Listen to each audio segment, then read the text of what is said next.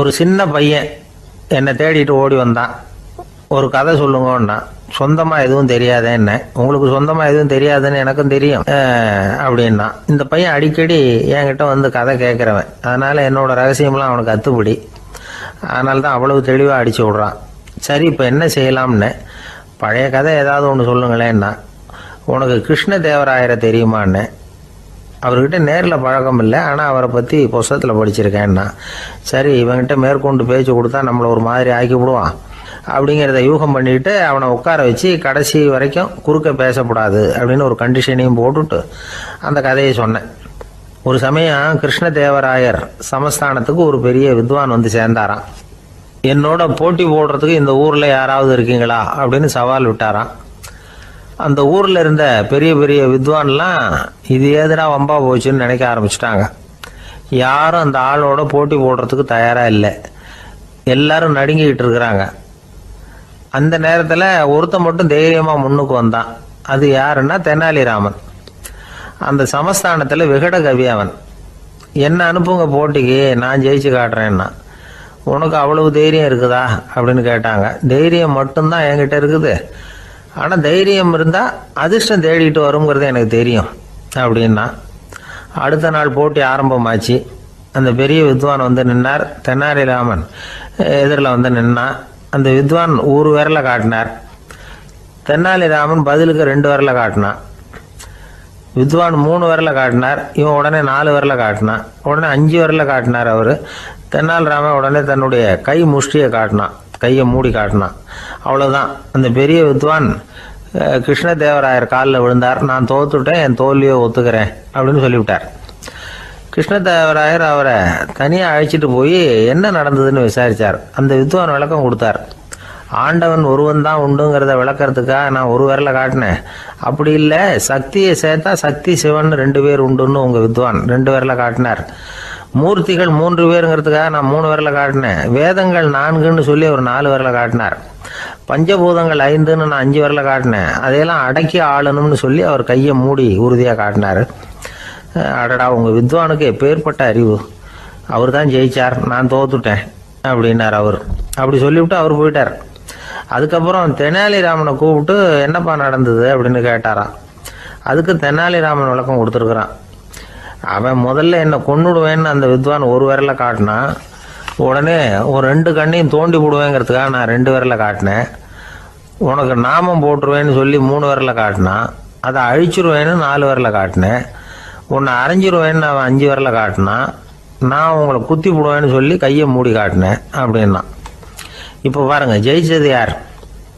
தைரியம் மட்டும் இருந்துட்டா அதிர்ஷ்டம் தானாக தேடி வருங்கிறது எவ்வளவு உண்மையாக போச்சு.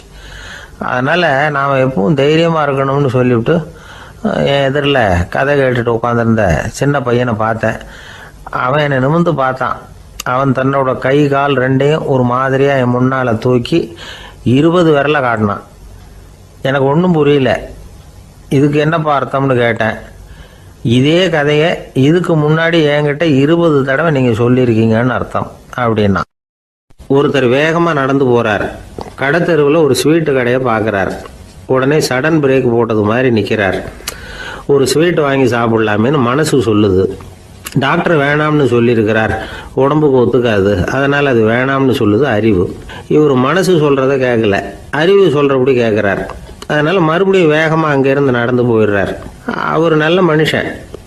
மனுஷனுக்கு அறிவும் இருக்குது, உணர்ச்சியும் இருக்குது. எதுக்கு எடுத்தாலும் உணர்ச்சி வசப்பட்டுக்கிட்டு இருக்கக்கூடாது, அறிவு வசத்தில் நாம் இருக்கணும். அப்போ தான் நாம் நல்லபடியாக வாழ முடியும். இல்லைன்னா அவஸ்தை தான். மகாபாரதத்தில் சந்தனுன்னு சொல்லி ஒரு அரசன் வர்றான். அவன் ஒரு சமயம் அறிவு வசப்படாமல் உணர்ச்சி வசப்படுறான். அதாவது ஒரு நாள் கங்கை கரையில் ஒரு அழகான பொண்ணை பார்க்குறான். இவனுடைய மனசு அவகிட்ட போயிடுது. அவளை வந்து கல்யாணம் பண்ணிக்கிறதுக்கு ஆசைப்படுறான். அந்த பொண்ணு சரின்னு சம்மதிக்கிறா. ஆனால் ஒரு நிபந்தனை போடுறா. அந்த நிபந்தனைக்கு சம்மதம்னு சொன்னாதான் உன்னை கல்யாணம் பண்ணிக்குவேன்னு சொல்கிறா. சரி, அவள் போட்ட நிபந்தனை என்ன தெரியுமா? இது மாதிரி, நான் உங்கள் மனசு புண்படுற மாதிரி எந்த காரியம் பண்ணாலும் நீங்கள் என்ன ஏன்னு கேட்கக்கூடாது, நான் செய்கிற காரியத்தை தடுக்கவும் கூடாது. அப்படி நீங்கள் செஞ்சால் அடுத்த கணமே நான் உங்களை பிரிஞ்சு போயிடுவேன். இதுதான் அந்த பொண்ணு போட்ட நிபந்தனை.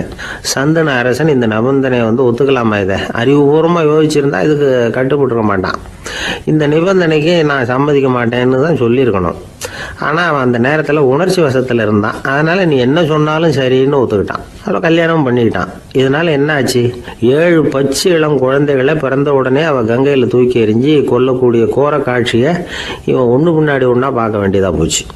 கடைசியில் 8வது குழந்தை பிறந்ததுன்னு தான் அவனுடைய அறிவு மேலோங்குது. அந்த கொடிய செயலை தடுத்து நிறுத்துறான். அந்த 8வது குழந்தை தான் பின்னாடி பீஷ்மர் ஆகிறார். ஒரு பக்தி பிரசங்கத்தில் ஒரு பேச்சாளர் இந்த விஷயத்தை சொல்லிவிட்டு இன்னொரு விஷயமும் சொன்னார். அது என்னன்னா, சந்துனு மன்னன் அறிவுக்கும் உணர்ச்சிக்கும் நடுவில் அகப்பட்டு தவிச்சதுனால அவன் வம்சத்தில் வந்த கௌரவர்கள் உணர்ச்சி வசப்பட்டாங்க, பாண்டவர்கள் அறிவு வசப்பட்டாங்க அப்படின்னு சொன்னார். மனுஷனுக்கு உணர்ச்சியை விட அறிவு மேலோங்கி இருக்கணுங்கிறது சரிதான். ஆனால் அந்த அறிவை எப்படி உபயோகப்படுத்துகிறோங்கிறது முக்கியம்.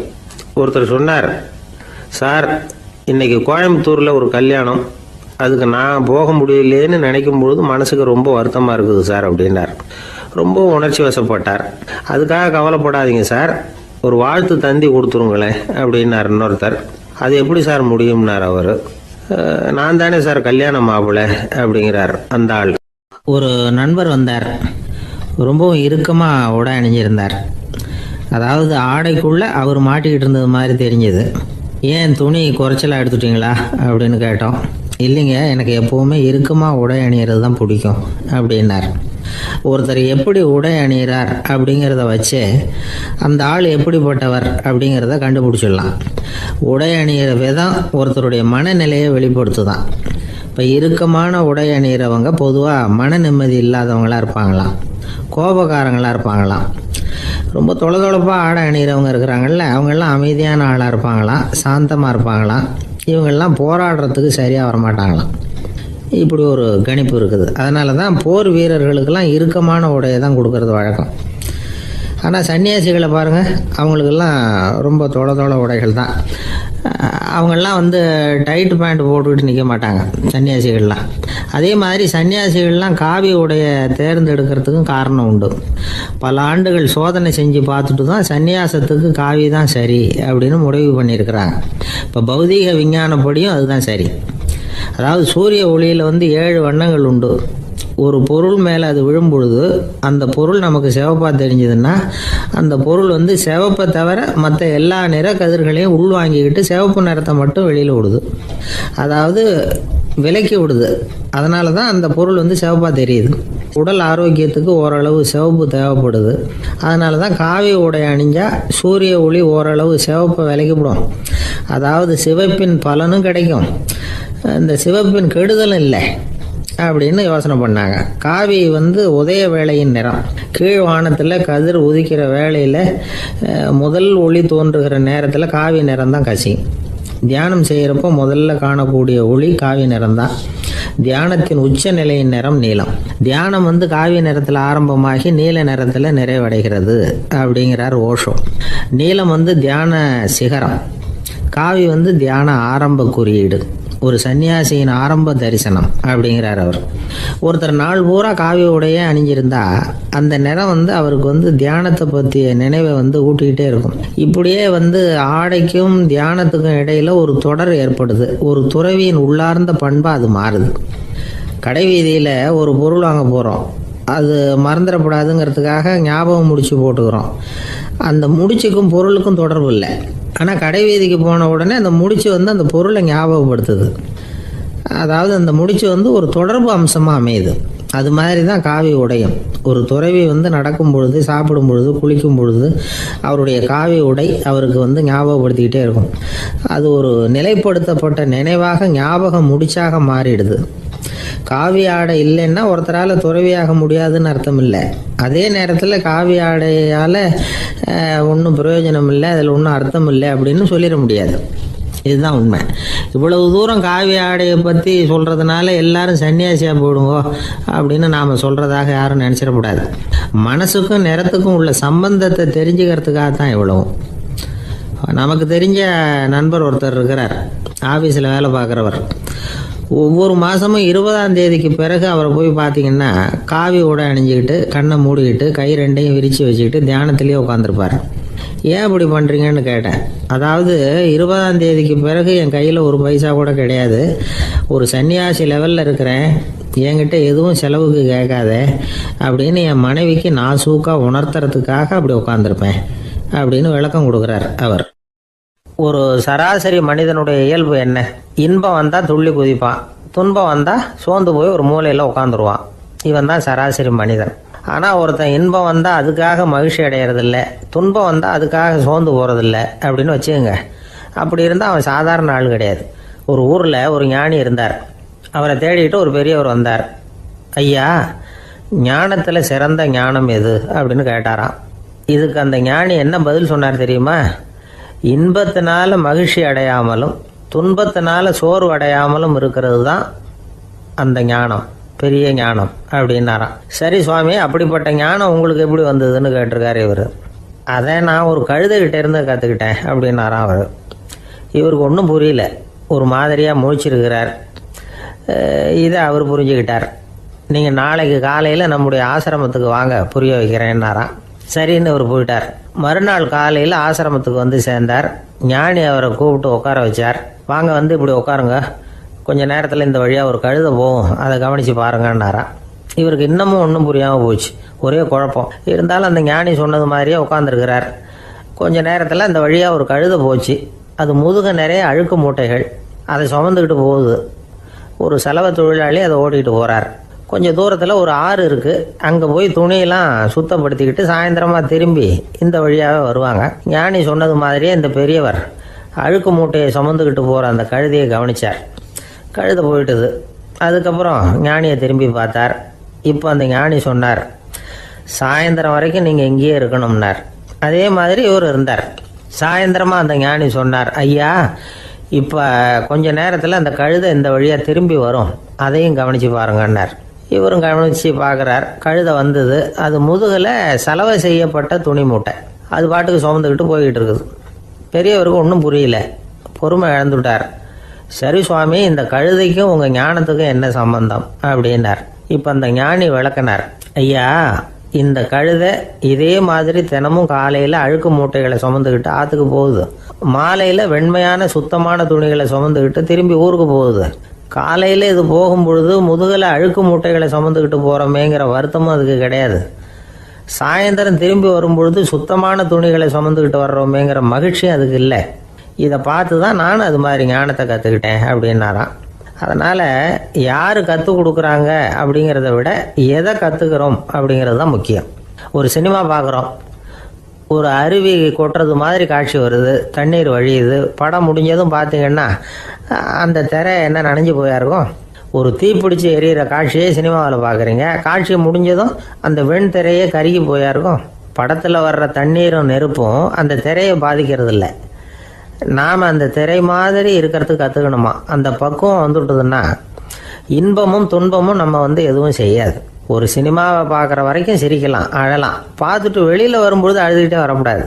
ஒருத்தர் வந்தார், அப்படி படம் முடிஞ்சு வெளியில் வரும்பொழுது அருவி மாதிரி கண்ணீர் சிந்திக்கிட்டே வரார். ஏன் சார், படம் அவ்வளவு சோகமா அப்படின்னு கேட்டார். இன்னொருத்தர், இல்லை சார், கூட்டம் ரொம்ப குறைச்சல் சார், மொத்தம் படம் பார்க்க வந்தவங்களே 15 பேர் தான் சார் அப்படின்னார் கண்ணீரை தொடச்சிக்கிட்டே. அதுக்கு நீங்கள் ஏன் சார் அழறீங்கன்னு கேட்டார் அவர். இந்த படத்தோட தயாரிப்பாளரே நான் தான் சார் அப்படின்னாரா இவர். ஒரு நீதிமன்றம், அங்கே ஒரு கொலை வழக்கு சம்பந்தமாக விசாரணை நடந்துக்கிட்டு இருக்குது. அந்த வழக்கறிஞர் ரொம்ப தீவிரமாக வாதாடிக்கிட்டு இருக்கிறார். தன்னுடைய கட்சிக்காரர் நிரபராதிங்கிறது அவருக்கு நல்லா தெரியும். அதனால தான் அவர் சார்பாக வாதாடுறதுக்கே ஒத்துக்கிட்டார். அப்படி அவர் மும்முரமாக வாதாடிக்கிட்டு இருக்கிற சமயத்தில் அவசரமாக தந்தி ஒன்று வந்து சேர்ந்தது. அதை வாங்கி படித்து பார்த்தார். அதுக்கப்புறம் அதை மடித்து தன்னுடைய கோட்டு பையில் வச்சுக்கிட்டு தொடர்ந்து வாதாட ஆரம்பிச்சிட்டார். பேசி முடித்தார். அதுக்கப்புறம் அங்கே கோர்ட்டில் இருந்த சக வக்கீல்கள் அவர்கிட்ட வந்தாங்க. தந்தி ஒன்று வந்ததே, என்ன விஷயம் அப்படின்னு விசாரிச்சாங்களாம். அப்போ அவர் சொல்லியிருக்கிறார், ஊரில் சிகிச்சைக்காக போயிருந்த என்னுடைய மனைவி இறந்து போனதாக தந்தி வந்திருக்குது அப்படின்னாராம். மற்ற வக்கீல்களுக்கு அதிர்ச்சி. என்னங்க இது, மனைவி இறந்ததை விட கேஸு முக்கியமாக உங்களுக்கு அப்படின்னு கேட்டிருக்கிறாங்க. இறந்து போன என் மனைவி மறுபடியும் திரும்பி வர போகிறதில்ல, ஆனால் என்னுடைய கட்சிக்காரர் ஒரு கொலை வழக்கில் மாட்டிக்கிட்டார், அவரும் நிரபராதி, அவர் உசுரை நான் காப்பாற்ற வேணாமா, இதுதான் என்னுடைய கடமை அப்படின்னாராம். இப்படி இவர் சொன்னதும் எல்லாரும் அப்படியே திகைச்சு போய் நின்றுட்டாங்களாம். சரி, கடமைக்கு முக்கியத்துவம் கொடுத்த அந்த வழக்கறிஞர் யார் தெரியுமா? அவர் தான் இரும்பு மனிதர் சர்தார் வல்லபாய் பட்டேல். குஜராத் மாநிலத்தில் 1875 அக்டோபர் 31 அன்றைக்கு ஜாவேரி பாய் அப்படிங்கிறவருக்கு 4வது பிள்ளையா அவர் பிறந்தாராம். இந்த ஜாவேரி பாய் யார் தெரியுமா? ஜான்சி ராணி லட்சுமி பாய் போர் படையில் ஒரு வீரராக பணிபுரிஞ்சவர். இளம் வயசில் வல்லபாய் பட்டேல் ரொம்ப சிரமப்பட்டு படிச்சிருக்கார். விடாமுயற்சி வெற்றியை கொடுத்தது.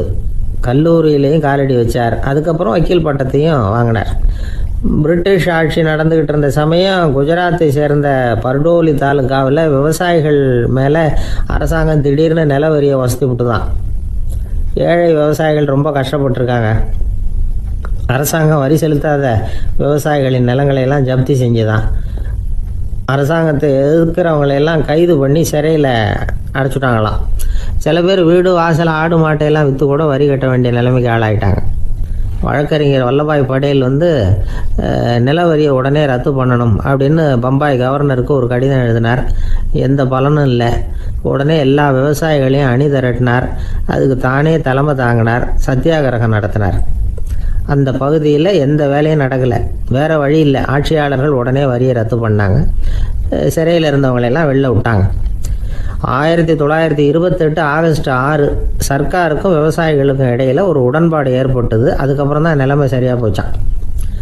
வல்லபாய் பட்டேலின் பொது சேவையை பாராட்டின பொதுமக்கள் அவருக்கு சர்தார் அப்படிங்கிற பட்டத்தை கொடுத்தாங்களாம். சர்தார்னா தலைவர் அல்லது தளபதின்னு அர்த்தம். இரும்பு மனிதர்னு இவருக்கு பேர். இருந்தாலும் நகைச்சுவை உணர்வும் இவருக்கு நிறைய உண்டு. ஒரு தடவை ஒரு பத்திரிகை நிருபர் வந்திருக்கார். சர்தார் பட்டேல்கிட்ட அவருக்கு பிடிச்ச பண்பாடு கலாச்சாரம் எது அப்படின்னு கேட்கணும்னு ஆசை. அதனால் அவரை பார்த்து கேட்டாராம், ஏங்க உங்களுக்கு பிடிச்ச கல்ச்சர் எது அப்படின்னு கேட்டிருக்கார். இதுக்கு சர்தார் பட்டேல் சொன்ன பதில் என்ன தெரியுமா? எனக்கு பிடிச்ச கல்ச்சர் அக்ரிகல்ச்சர் அப்படின்னாராம். ஒரு நண்பர் சினிமா படம் தயாரிக்கிறவர், அவர்கிட்ட ஒரு நாள் பேசிக்கிட்டு இருந்தேன். அது எப்படி சார், நீங்கள் எடுக்கிற எந்த படமும் கையை கடிக்காத அளவுக்கு எடுத்துடுறீங்களே, அது எப்படின்னு கேட்டேன். அது ஒன்றும் பெரிய விஷயம் இல்லை சார். பெண்களுக்குன்னு சில உருக்கமான காட்சிகள், இளைஞர்களுக்குன்னு சில நடனங்கள், அடிதடி காட்சிகள், அப்புறம் வயசானவங்களுக்குன்னு சில ஆன்மீக காட்சிகள், சின்ன பிள்ளைங்களுக்கு சிரிப்பு, இப்படி எல்லாமும் சேர்த்து நான் படம் எடுக்கிறேன். மசாலா படம்னு பேர். இது ரொம்ப பெருசாக இல்லைன்னாலும் ஓரளவுக்கு சுமாராக ஓடிடும், கையை கடிக்காது அப்படின்னார். இது ஒரு உத்தி. சில பத்திரிகை ஆசிரியர்களும் இந்த உத்தியை கையாளுறது உண்டு. இந்த உத்திக்கு பார்னம் உத்தி அப்படின்னு பேர். பார்னம் எஃபெக்ட் அப்படின்னு சொல்லுவாங்க. அதாவது ஃபீனியஸ் டி பார்னம் அப்படின்னு ஒருத்தர் அமெரிக்காவில் இருந்தாராம். அதாவது 19ஆம் நூற்றாண்டில் அமெரிக்காவில் கொடிகட்டி பறந்த ஒரு சர்க்கஸ் நிறுவனத்தின் அதிபர் அவர். இந்த உலகத்தில் ஒவ்வொரு நிமிஷமும் ஒரு ஏமாளி பறந்துக்கிட்டே இருக்கிறான் அப்படிங்கிறது அவருடைய சித்தாந்தம். ஒவ்வொருத்தரையும் திருப்திப்படுத்துகிற அளவுக்கு அம்சங்களை கொஞ்சம் கொஞ்சமாக கலந்து கேளிக்கை நிகழ்ச்சிகளை நடத்தினது தான் அவருடைய மகத்தான வெற்றிக்கு காரணம். அதனால் அந்த உத்தியை யார் கடைப்பிடிச்சாலும் சரி, அதுக்கு பார்னம் உத்தி அப்படின்னு பேர் வந்துட்டுது.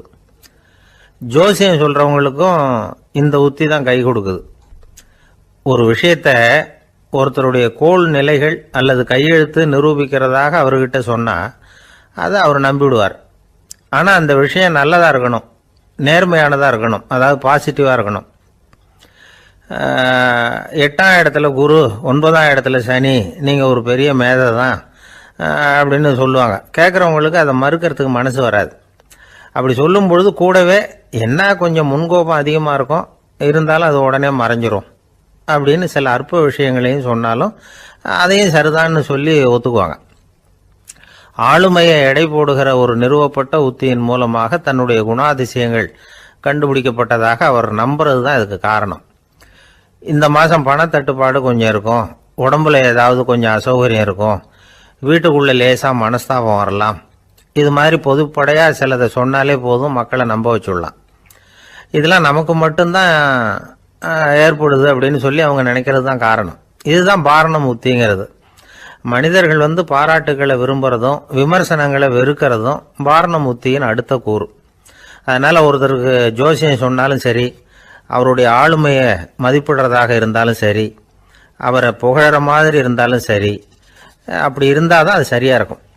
சாதகமான விஷயங்களை அதிகமாகவும் பாதகமான விஷயங்களை நாசூக்காகவும் சொன்னால் மக்கள் அதை நம்பிடுவாங்க. ஒருத்தரை கருமின்னு சொன்னால் ஏற்றுக்க மாட்டார். அதையே கொஞ்சம் மாற்றி நீங்கள் கொஞ்சம் சிக்கனமான ஆசாமி அப்படின்னு சொன்னால் நீங்கள் சொல்கிறது சரிதான் சார் அப்படிம்பார். நீங்கள் பெரிய செலவாளி தான், இருந்தாலும் நல்ல விஷயங்களுக்கு தான் செலவழிப்பீங்க அப்படின்னு சொல்லணும். இப்படி இந்த வாரணம் உத்தியை கடைபிடிச்சி இன்னைக்கு வெற்றிகரமாக காலம் தள்ளுறவங்க நிறைய பேர் இருக்கிறாங்க. இந்த உலகத்தில் ஒவ்வொரு நிமிஷமும் ஒரு ஏமாளி பறந்துக்கிட்டே இருக்கிறான் அப்படிங்கிறது தான் ஃபீனியஸ் பார்னம் அவர்களுடைய நம்பிக்கை. அதை விட அடுத்தவங்களை ஏமாளியாக நினைக்கிற மனுஷர்கள் தான் இன்னைக்கு உலகத்தில் ரொம்ப அதிகம். ஒருத்தர் தன்னுடைய மேல் அதிகாரிகிட்ட போய், ஐயா ஒரு நாள் லீவு வேணும், என் தங்கச்சிக்கு கல்யாணம் அப்படின்னார். அவரு பார்த்தார், ஒரு 10 நிமிஷம் வெளியில் இருங்கன்னார். 10 நிமிஷம் கழித்து கூப்பிட்டார். இதை பாருங்க, நீங்கள் சொல்கிறது பொய். இப்போ உங்கள் தங்கச்சிக்கு ஃபோன் பண்ணேன், அவங்க தனக்கு 2 வருஷத்துக்கு முன்னாடியே கல்யாணம் ஆகிட்டதாக சொல்கிறாங்க அப்படின்னார். உடனே இவர் சொன்னார், சார் இப்போ நீங்கள் சொல்கிறதும் பொய்யா தான் இருக்கணும், ஏன்னா நிஜமாக எனக்கு ஒரு தங்கச்சியே கிடையாது அப்படின்னார். சில பேர் ஆளை பார்த்தா 60 வயசு மாதிரி தோணும், உண்மையான வயசு என்னன்னு பார்த்தா 40 அல்லது 45பாங்க. சில பேரை பார்க்கறதுக்கு 45 மாதிரி தெரியும், உண்மையிலேயே 65 தாண்டி இருப்பாங்க. ஒரு மனிதனுக்கு 2 வகையான வயது உண்டுங்கிறார் ஓஷோ. அதாவது உடம்புக்குன்னு ஒரு வயசு, மனசுக்குன்னு ஒரு வயசு. முதல் உலக மகாயுத்தம் நடந்தது இல்லையா, அது முடிஞ்சதுக்கு அப்புறம் முதல் தடவையா மனிதனின் மூளை வளர்ச்சியை பற்றி மனநல வைத்தியர்கள் ஒரு கணக்கெடுப்பு சோதனை நடத்தினாங்களாம். அது வரைக்கும் மனிதனுக்கு 2 வகையான வயது உண்டுன்னு யாரும் சிந்திச்சதே இல்லையா. அந்த உலக மகாயுத்தம் முடிஞ்சதுக்கு அப்புறம் மனிதனுடைய சராசரி மனதின் வயதை கணக்கிட்டு பார்க்கும் பொழுது அவங்களுக்கெல்லாம் ரொம்ப அதிர்ச்சியாக இருந்துதான். ஏன்னா அது ரொம்ப பின்தங்கிய நிலையில் இருந்திருக்கு, வளர்ச்சி அடையாத நிலையில் இருந்திருக்கு.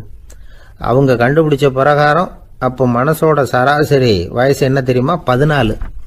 அப்படின்னா பார்த்துங்க, உடல் ரீதியாக ஒருத்தரோட வயசு 70 கூட இருக்கலாம், ஆனால் மனசோட வயசு 14 தான். இதுக்கு நேர்மாறாக அமைஞ்சு போச்சுன்னு வச்சுங்க. அதாவது ஒருத்தருக்கு உண்மையிலேயே 14 வயசு, அதாவது உடலோட வயசு 14, அவரோட மனசின் வயசு 70ன்னு வச்சுக்கோங்க. இப்படி அமைஞ்சுட்டுதுன்னா அவர் சீக்கிரம் ஞானத்தன்மை அடைஞ்சிருவார் அப்படின்னு அர்த்தம். இப்போ நமக்கெல்லாம் உடம்போட வயசு மனசோட வயசு ரெண்டும் ஒன்றா இருந்துட்டா அதுவே போதும், அதுவே பெரிய விஷயம். இப்போ எமர்சன் கிட்ட போய் ஒருத்தர் கேட்டாராம், உங்கள் வயசு என்ன அப்படின்னு. அவர் உடனே பதில் சொல்லியிருக்கார், 360 வருஷம் அப்படின்னாராம். கேட்டவர் குழம்பி போயிட்டார். அவர் என்ன சொல்கிறாரு, 360 வயசா, என்ன நம்ம காதில் தான் சரியாக விழலையா? எமர்சன் எப்பவும் உண்மையை பேசுகிற ஒரு சிறந்த அறிவாளி, அவர் இப்படிலாம் பொய் சொல்ல மாட்டாரே அப்படின்னு ஒரு யோசனை பண்ணிக்கிட்டே இவர் மறுபடியும் அவர் கிட்ட போனாராம்.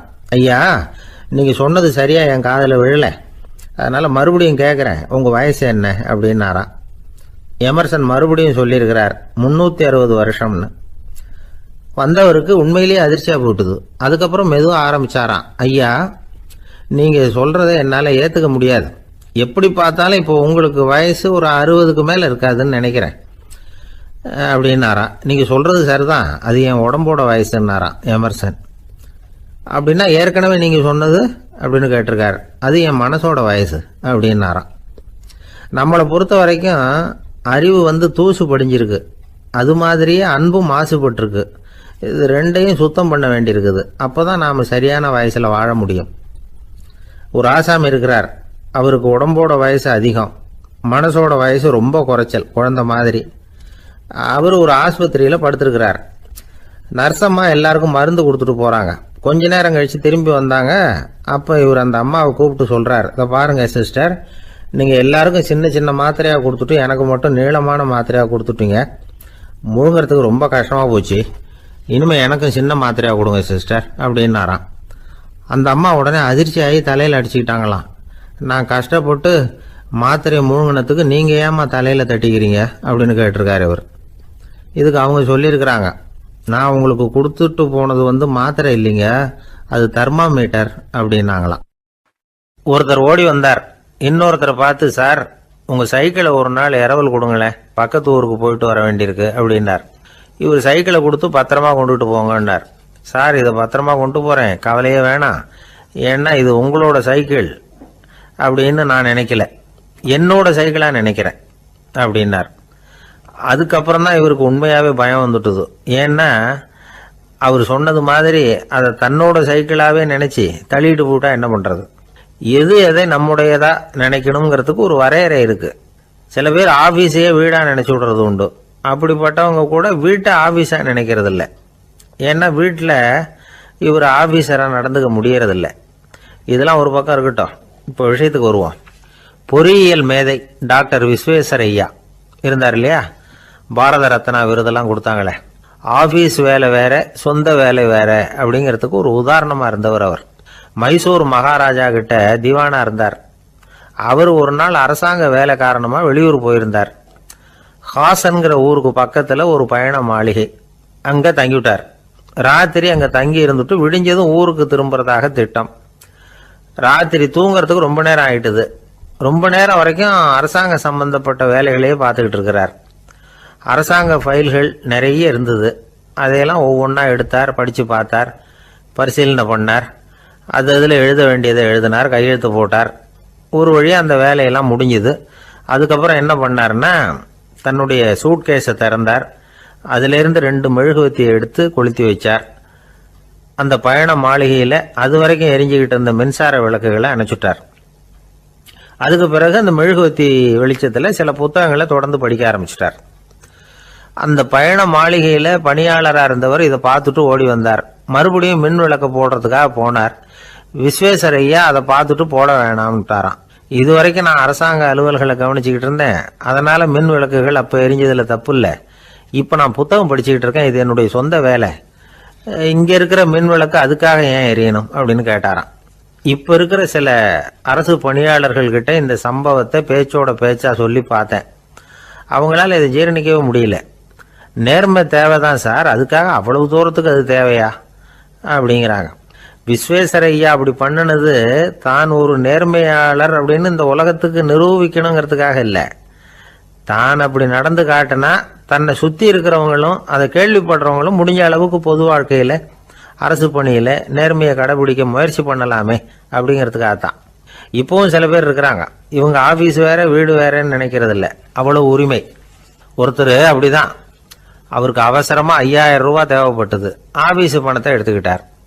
அந்த நேரம் பார்த்து ஆடிட் வந்துட்டுது. ஆப்பிட்டுக்கிட்டார். விசாரணை நடக்குது. அவர் சொல்றார், சார் நான் நேரம் காலம் பார்க்காம ஆஃபீஸில் வேலை செய்வேன். ஏன்னா அதை என்னோட ஆஃபீஸாக நினைக்கிறேன். அவசரத்துக்கு அந்த பணத்தை எடுத்தேன், மறுபடியும் வச்சுடலாம்னு தான் இருந்தேன். அதுக்குள்ளே இப்படி ஆயிட்டுது.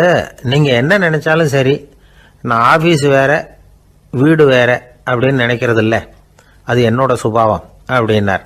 விசாரணை பண்ணவர் தீர்ப்பு வழங்கினார். உங்கள் சுபாவத்துக்கு மதிப்பு கொடுத்து நானும் தீர்ப்பு வழங்குறேன். நீங்கள் கொஞ்ச நாள் ஜெயிலில் இருந்துட்டு வாங்க, அது உங்களுக்கு கஷ்டமாக இருக்காதுன்னு நினைக்கிறேன். ஏன்னா அங்கே போனாலும் நீங்கள் உங்கள் சுபாவப்படி வீடு வேற ஜெயில் வேறன்னு நினைக்க மாட்டீங்க அப்படின்னாராம். ஒரு நண்பர் யாருக்கோ ஃபோன் பண்ணிட்டு இருந்தார். அவர் பேசி முடிச்சதும் நான் அவரை பார்த்து, இப்போ ஃபோன் பண்ணீங்களே அந்த ஃபோன் நம்பர் என்ன அப்படின்னு கேட்டேன். அவர் தலையை சொரிஞ்சுக்கிட்டார், ஞாபகம் வரலன்னார். சரி சார் அதை விடுங்க, உங்கள் மனைவி பேர் என்ன அப்படின்னு கேட்டேன். மாலதின்னார்.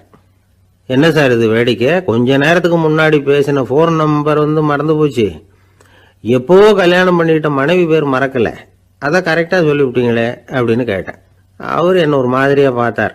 அவர் அப்படி என்னை பார்த்ததில் ஒன்றும் தப்பு இல்லை, ஏன்னா நாம் எல்லாருமே அப்படித்தானே. ஒரு குறிப்பிட்ட காரியத்துக்காக தொலைபேசியில் ஒருத்தட்ட பேசுகிறோம், அதுக்கப்புறம் அந்த எண் நமக்கு அனாவசியம், அதனால மறந்துடுறோம். இதுக்கு பேர் தான் தற்காலிக ஞாபகம். ஆனால் மனைவி பேரை மறந்துட முடியுமா? முடியாது. அது அவசியமான ஒன்று. அடிக்கடி அந்த பேரை உபயோகப்படுத்துகிறோம், அதனாலேயும் அது முக்கியங்கிறதுனாலேயும் அதை மறக்கிறது இல்லை. இதுக்கு பேர் நிரந்தர ஞாபகம். சரி, இந்த தற்காலிக ஞாபகம் நிரந்தர ஞாபகம் இது 2 ஞாபக அளவுகளையும் கட்டுப்படுத்துறது எது அப்படின்னா மூளைக்குள்ள நடக்கிற மின்சார நடவடிக்கைகள் தான். தற்காலிக ஞாபகம் ஒரு மின்னல் மாதிரி தோன்றி மறையுது. நிரந்தர ஞாபகம் ஒரு படிவம் போல மூளையில படிஞ்சுடுது. ஒரு சம்பவத்தின் பல பிரதிகள் மூளையில பல்வேறு பகுதிகளிலேயும் படியறதுனால ஒன்னு மறைஞ்சாலும் மறந்தாலும் இன்னொன்னு மறையறதில்லை. இப்படிப்பட்ட நிலைமையில தான் இந்த தொண்டையில இருக்கு வாயில வரமாட்டேங்குது சார் அப்படிமா. ஒருத்தருக்கு எந்த துறையில ஆர்வமும் ஈடுபாடும் அதிகமோ அது சம்பந்தமான ஞாபக சக்தி அதிகமா இருக்கும். தொழிலை விரும்புகிற ஒரு டெலிபோன் ஆபரேட்டருக்கு எண்கள்லாம் நல்ல ஞாபகம் இருக்கும். அது மாதிரி கவிஞர்களுக்கு வார்த்தைகள் நல்ல ஞாபகத்தில் இருக்கும். இது ஒரு பக்கம் இருந்தாலும் ஒரு மூளை எண்களை விட எழுத்துக்களை விட படங்களை ரொம்ப சுலபமா ஞாபகத்தில் வச்சுக்குது. புரிஞ்சுக்கிற தன்மை, அனுபவம், புத்தி கூர்மை இது கூடி குறையிறத பொறுத்து ஞாபக சக்தியும் ஏறும் இறங்கும். இப்போ உதாரணத்துக்கு ஒரு பையனுக்கு படித்தது எதுவும் ஞாபகத்தில் இல்லைன்னா அவன் அதை சரியாக புரிஞ்சுக்கலன்னு அர்த்தம். இந்த மறதிங்கிறது எந்த சமயத்தில் ஒரு பிரச்சனை ஆகுது தெரியுமா? உங்களுக்கு வேண்டியப்பட்ட ஒருத்தரை ஞாயிற்றுக்கிழமை சாயந்தரம் சரியாக 5 மணிக்கு கடற்கரைக்கு வர சொல்லிவிட்டு அந்த நேரத்தை மறந்துட்டா அது பரவாயில்ல, வர சொன்னதையே மறந்துட்டாதான் நிலைமை மோசம்னு அர்த்தம். இப்படி இருந்தா இது சிகிச்சை எடுத்துக்க வேண்டிய நிலைமைங்கிறத புரிஞ்சுக்கணும். ஆமா, இதுக்கும் மருந்து இருக்கு. ஆனா மூளை குறிப்பிட்ட அளவுக்கும் கீழே இயங்குறப்போ இன்னொன்னு சொல்லுவாங்க, இந்த நியூரோ டிரான்ஸ்மிட்டர் அப்படின்னு சொல்லுவாங்க. அப்படிங்கிற மூளை ரசாயனம் ரொம்பவும் குறைஞ்சி போறப்போ மட்டும்தான் உபயோகப்படும். டாக்டர் என்ன சொல்றாங்க தெரியுமா? மூளையை பொறுத்த வரைக்கும் அதுல ஞாபக சக்தி அதிகமா உள்ள மூளை, மறதி உள்ள மூளை அப்படின்னு ஒன்றும் கிடையாது அப்படிங்கிறாங்க. நினைவு வச்சுக்கிறதுக்கு பயிற்சி அளிக்கப்பட்ட மூளை, பயிற்சியற்ற மூளை அப்படின்னு வேணும்னா சொல்லலாம் அப்படின்னு சொல்றாங்க. அதனால நம்ம ஞாபக சக்திங்கிறது நம்ம கிட்ட இருக்கிற பயிற்சி, முயற்சி இதை பொறுத்து தான் அமையும். ஒருத்தர் ஒரு பென்சிலை எங்கேயோ வச்சுக்கிட்டு தேடிக்கிட்டு இருந்தார். அப்புறம் என்னமோ தீவிரமா யோசனை பண்ணி அதை ஞாபகப்படுத்தி பார்த்துக்கிட்டு இருந்தாராம். எதிரில் உட்கார்ந்துருந்தவர் சொன்னார், பென்சிலை தானே தேடிட்டு இருக்கீங்க, அது உங்க வலது காதில் இருக்குது சார் அப்படின்னாராம் அவரு. இதுக்கு அவரு சொல்லியிருக்காரு, பென்சிலை வலது காதில் தான் வச்சிருக்கேங்கிறது எனக்கு நல்லா ஞாபகம் இருக்கு, ஆனா எது வலது காதுங்கிறது தான் மறந்து போச்சு அப்படின்னாராம். அவர் அதை தான் யோசிச்சுட்டு இருந்திருக்கிறார். ஒருத்தர் ரொம்ப கவலையோட உட்காந்துருந்தார். எதை பத்தி சார் கவலைப்படுறீங்கன்னு கேட்டோம். எதிர்காலத்தை பத்தி கவலைப்படுறேன்னார். ஏன்னு கேட்டோம். என்ன பண்றதுன்னே தெரியல சார், எதிர்காலம் ஒரே இருட்டா இருக்கு, பாதையே புரியலன்னார். இன்னைக்கு நம்ம இளைஞர்கள் பல பேருக்கு எதிர்காலம் இருட்டா தான் தெரியுது. அவங்கெல்லாம் இந்த கதையை கொஞ்சம் கேட்கணும். ஒரு மலை அடிவாரத்தில் ஒரு சின்ன கிராமம். அந்த மலை ரொம்ப உயரமானது. அடர்த்தியா செடி கொடிகள் மரங்கள் அதில் மண்டி கிடக்குது.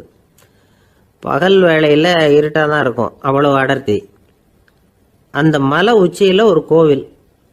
நாள் ராத்திரியே புறப்பட்டாதான் காலையில் அந்த கோயிலுக்கு போய் சேர முடியும். கிராமத்து இளைஞன் ஒருத்தன் அந்த மலை உச்சிக்கு போக வேண்டியிருந்தது. கையில் ஒரு விளக்கை எடுத்துக்கிட்டு நாள் ராத்திரியே புறப்பட்டான். புறப்பட்டு போனவன் கிராமத்து எல்லையிலேயே நின்றுட்டான். ஏன் தெரியுமா? அவன் கையில் இருந்த விளக்கோட வெளிச்சம் 10 அடி தூரத்துக்கு தான் தெரியுது. அது வரைக்கும் தான் பாதை தெளிவாக இருக்குது. அதுக்கு அப்பால எல்லாம் ஒரே இருட்டாக இருக்குது, பாதை புரியல. இவன் யோசனை பண்ணி பார்த்தான். மனசுக்குள்ள ஒரு சந்தேகம். 10 அடி தூரம் தானே வெளிச்சம் தெரியுது, அப்படின்னா நாம் 10 அடி தூரம் தானே போக முடியும். அதுக்கு அந்தாண்ட ஒரே இருட்டாக இருக்குது, அதில் எப்படி நாம் நடந்து போகிறது? நாம் ரொம்ப தூரம் நடந்து போய் ஆகணுமே.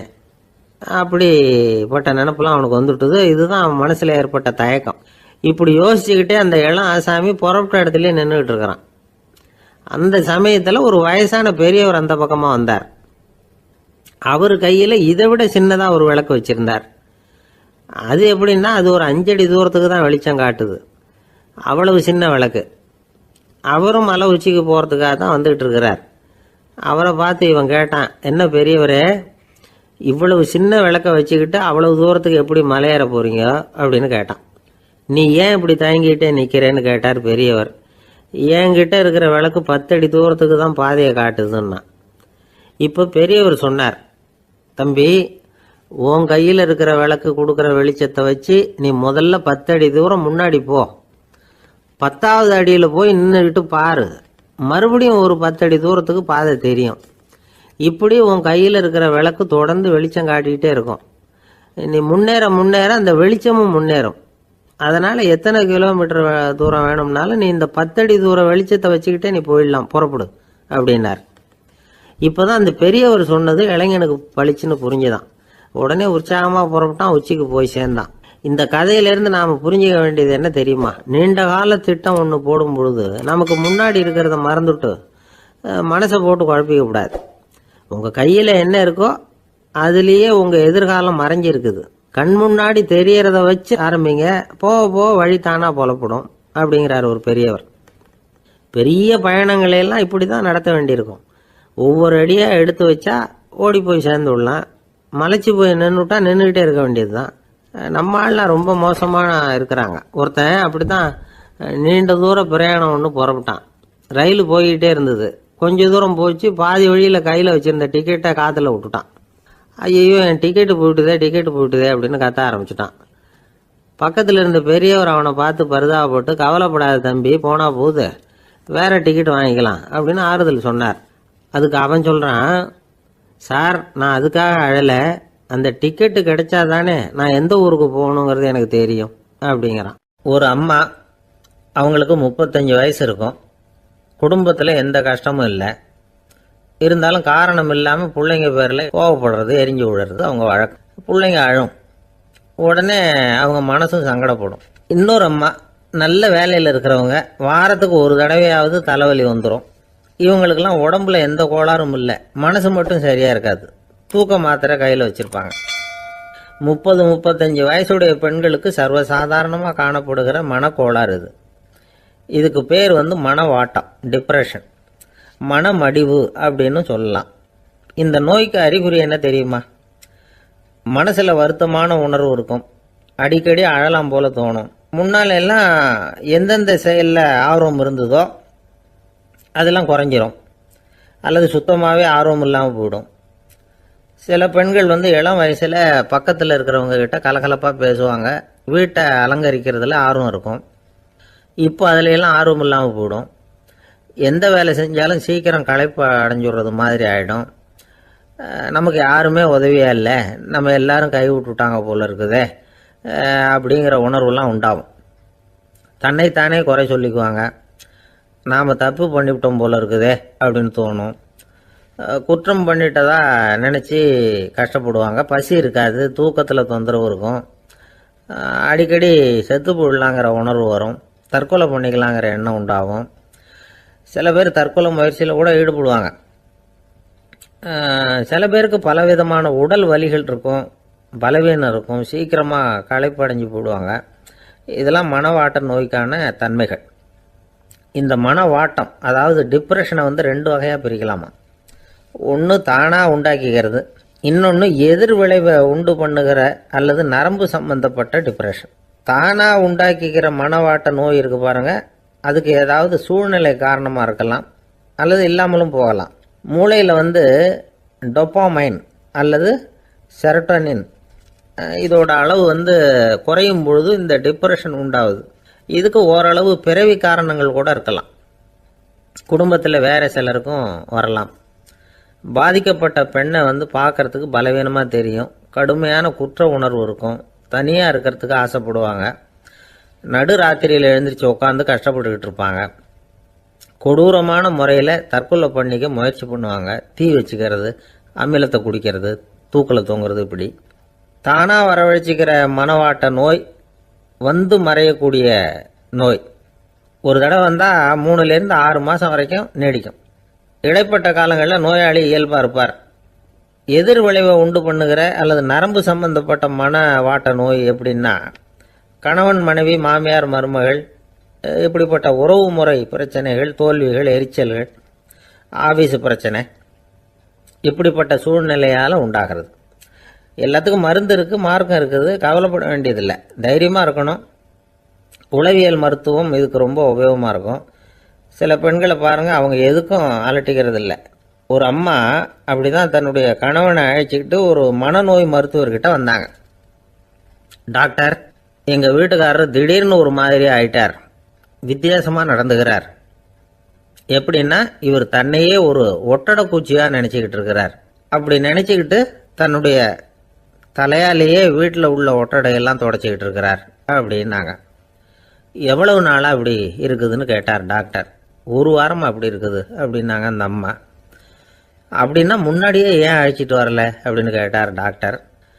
வீடு பூரா சுத்தமாகட்டுமேனு பார்த்துக்கிட்டு இருந்தேன் டாக்டர் அப்படின்னாங்களாம் அந்த அம்மா. ஒரு ஊரில் ஒரு ஞானி இருக்கிறார், ரொம்ப பெரிய ஞானி, ரொம்ப வயசாயிட்டுது. கடைசி காலத்தில் அவர்கிட்ட சில பேர் வந்தாங்க. உங்கள் குரு யார் அப்படின்னு கேட்டாங்க. அவர் நிமிர்ந்து பார்த்தார். எனக்கு ஆயிரக்கணக்கான குருமார்கள் உண்டு, அவங்க பேரெல்லாம் சொல்லணும்னா இந்த காலம் பத்தாது, ஆனால் முக்கியமான ஒரு 3 பேரை பற்றி மட்டும் உங்களுக்கு சொல்கிறேன் அப்படின்னாராம். அப்புறம் சொன்னார், அந்த 3 பேரில் ஒருத்தன் ஒரு திருடன். ஒரு சமயம் ஒரு பாலைவனம் வழியாக நான் போய்கிட்டு இருந்தேன். அப்போது வழி தவறி போய் ஒரு கிராமத்துக்கு போயிட்டேன். அது இருட்டு நேரம், நடு ராத்திரி, ஊரே உறங்கி போச்சு. அந்த நேரத்தில் ஒரு ஆள் மட்டும் ஒரு வீட்டு சுவத்தில் ஏதோ பண்ணி உள்ளே நுழையிறதுக்கு முயற்சி பண்ணிகிட்டு இருக்கிறான்.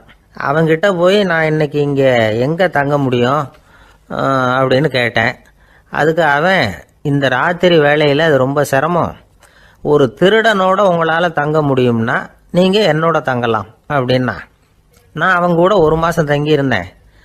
ஒவ்வொரு நாள் ராத்திரியும் இப்போ நான் என்னுடைய வேலைக்கு போகிறேன், நீங்கள் ஓய்வு எடுத்துக்கோங்க அப்படின்னு சொல்லிவிட்டு போவான். அவன் திரும்பி வந்த உடனே உனக்கு ஏதாவது கிடைச்சிதான்னு நான் கேட்பேன். அதுக்கு அவன், இன்னைக்கு ராத்திரி ஒன்றும் இல்லை, நாளைக்கு மறுபடியும் முயற்சி பண்ணுவேன் அப்படின்பா. எப்பவும் அவன் நம்பிக்கை இழந்ததே கிடையாது, எப்பவும் சந்தோஷமாகவே இருப்பான். நானும் ரொம்ப காலமாக தியானம் பண்ணிக்கிட்டே இருந்தேன், ஒன்றுமே நடக்கலை. ஆனால் நான் என்ன பண்ணேன் தெரியுமா, மனசு வருத்தப்படும், நம்பிக்கை இழந்துருவேன். அப்போல்லாம் அந்த திருடனுடைய விடாமுயற்சி தான் ஞாபகத்துக்கு வரும். அதனால் அந்த திருடன் எனக்கு ஒரு குரு. என்னுடைய 2வது குரு யாருன்னா அது ஒரு நாய். இது எப்படின்னா, ஒரு சமயம் எனக்கு ரொம்ப தாகமாக இருந்தது. ஒரு நதியை நோக்கி போய்கிட்டு இருந்தேன். அப்போ ஒரு நாயும் வந்தது. அதுக்கும் தாகம்.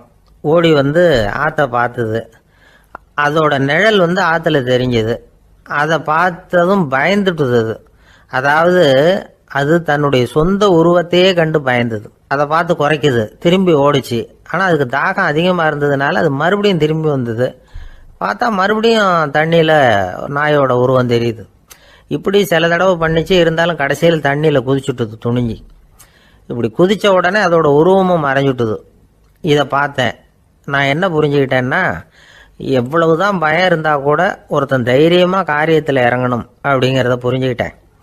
இந்த போதனை அந்த நாய்கிட்ட இருந்து எனக்கு கிடைச்சிது. இது ஒன்று. அடுத்தது என்னுடைய 3வது குரு யாருன்னா அது ஒரு சின்ன குழந்தை. நான் ஒரு சமயம் ஒரு நகரத்துக்கு போனேன். அங்கே ஒரு குழந்தை எரிகிற மெழுகுவத்தி ஒன்று எடுத்துக்கிட்டு வந்தது. நான் அந்த குழந்தைய பார்த்து வேடிக்கையாக கேட்டேன், ஏன் பாப்பா, இந்த மெழுகுவத்தியை நீயாவே கொளுத்துனியா அப்படின்னு கேட்டேன். ஆமான்னுது அந்த குழந்தை.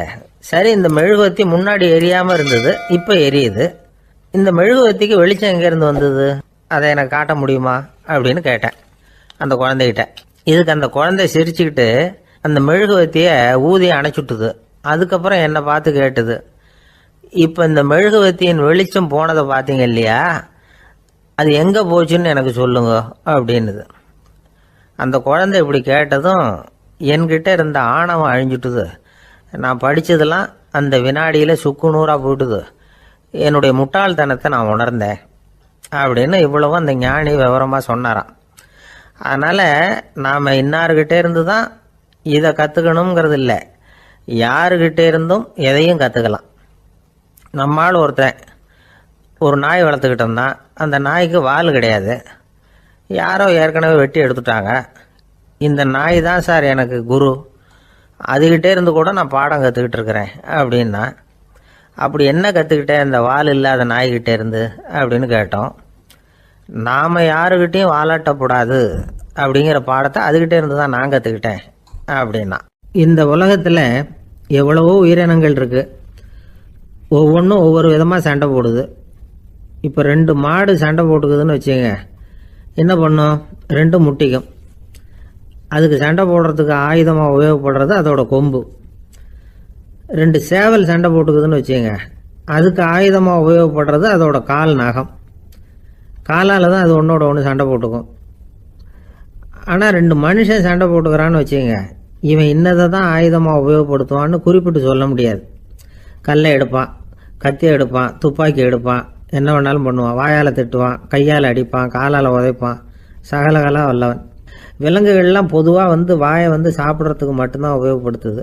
ஆனால் இவனுக்கு சாப்பிட்றதுக்கும் அதுதான், சாப்பிட்டு விட்டு திட்டுறதுக்கும் அதுதான். ஆனால் ஒரு விஷயத்தில் மட்டும் கெட்டிக்கிறேன். அதாவது நாம் சண்டை போட்டுக்கிட்டாலும் பரவாயில்லை, கோழிகள் சண்டை போடாமல் இருக்கணும் அப்படின்னு ஆசைப்படுறான். எதுக்காக? கோழிகள் சண்டை போடாமல் இருந்தால் நிறைய முட்டைகள் போடுமா, அதுக்காக தான் இந்த அக்கறை. கோழி பண்ணை வச்சிருக்கிறவங்களுக்கு இது ஒரு பெரிய பிரச்சனை. அதாவது பண்ணையில் இருக்கிற கோழிகளுக்குள்ளே அடிக்கடி சண்டை வந்துடும். அதனால் முட்டை உற்பத்தி குறைஞ்சிரும். சரி, இதுக்கு என்ன பண்ணுறது? பண்ணையில் போய் உட்காந்துக்கிட்டு தினமும் பஞ்சாயத்து பேசிகிட்டு இருக்க முடியுமா?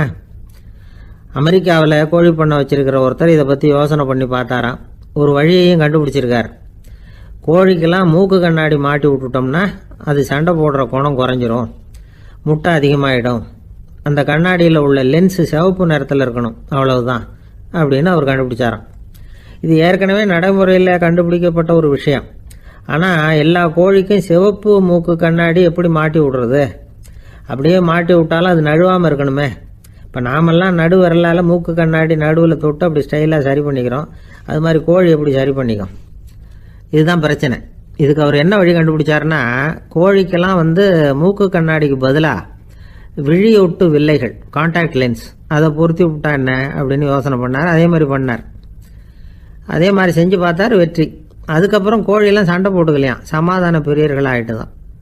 கோழிகளுக்கு இயல்பாகவே சண்டை போடுற குணம் உண்டு. ஆனால் அதோட கண்ணுக்கு பார்க்குற பொருள்லாம் ரோஜா நிறத்துலையோ அல்லது இன்னும் சொல்ல போனால் அழுத்தமான சிவப்பு நிறத்துலையோ தெரிஞ்சதுன்னா சண்டை போடுற குணம் குறைஞ்சிருதான். அந்த சமயத்தில் அது அதிகமாகவும் முட்டையிட ஆரம்பிச்சுடுதான். அதே நேரத்தில் இறை எடுக்கிறத கூட குறைச்சிக்குதான். இது ஏன் இப்படி பண்ணுதுங்கிறது விஞ்ஞானிகளுக்கு இன்னமும் புரியலையா. எப்படியோ அமெரிக்க கோழிகள்லாம் கான்டாக்ட் லென்ஸ் பொருத்திக்க ஆரம்பித்தாச்சு. கோழி கழுத்தை பிடிச்சிக்கிட்டு ஒரு சில வினாடிகளில் அதை பொருத்தி விட்றாங்களாம். கோழியோட ஆயுள் பூரா அது அப்படியே இருக்குமா. பண்ணையில் முட்டை உற்பத்தி குறைஞ்சா இது மாதிரி விஞ்ஞானபூர்வமாக பரிகாரம் தேடுறது தான் நல்லது. நமக்கு வேண்டியப்பட்ட ஒருத்தர், அவர் ஒரு கோழி பண்ணை வச்சுருந்தார். அந்த பண்ணையில் பாதி கோழி திடீர்னு செத்து போச்சு. உடனே ஒரு கால்நடை மருத்துவர்கிட்ட போக வேண்டியது தானே. அங்கே போகல. உள்ளூரில் மந்திரம் பண்ணிகிட்டு இருந்த ஒரு சாமியார்கிட்ட போனார். அவர் காலில் விழுந்தார். சாமி, என் பண்ணையில் பாதி கோழி செத்து போட்டுதுன்னார். சாமியார் யோசனை பண்ணார்.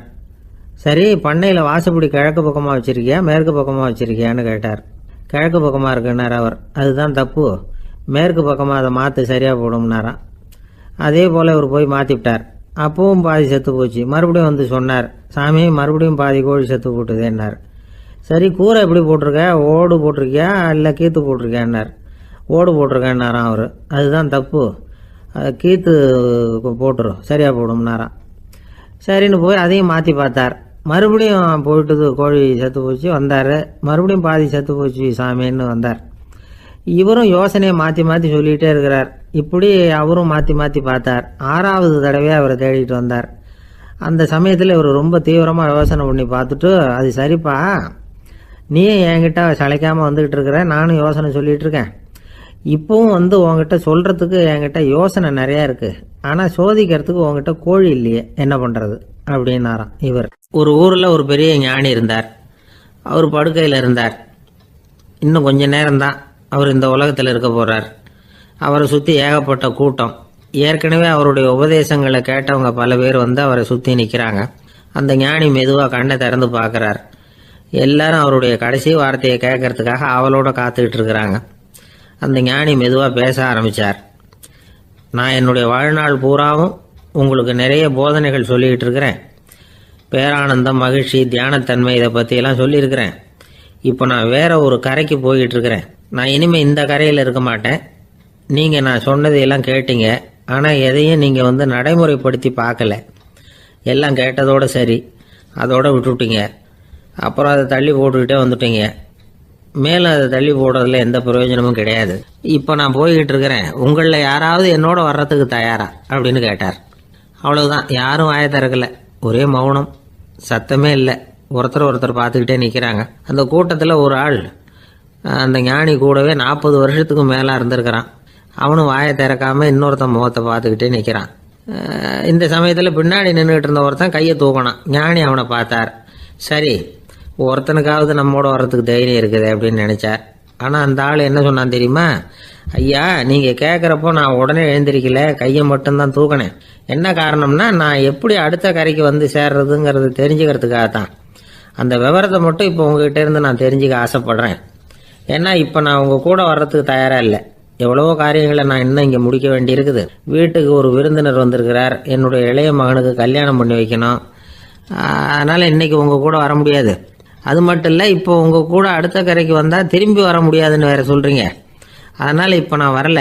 இன்னொரு நாள் நிச்சயமாக நான் வர்றேங்க, உங்களை சந்திக்கிறேன். அதனால் இப்போ நீங்கள் இன்னொரு தடவை எங்களுக்கு விளக்கமாக சொல்லணும். ஏற்கனவே பல தடவை சொல்லியிருக்கிறீங்க. தயவு பண்ணி இப்போ ஒரு தடவை சொன்னீங்கன்னா சௌகரியமாக இருக்கும்.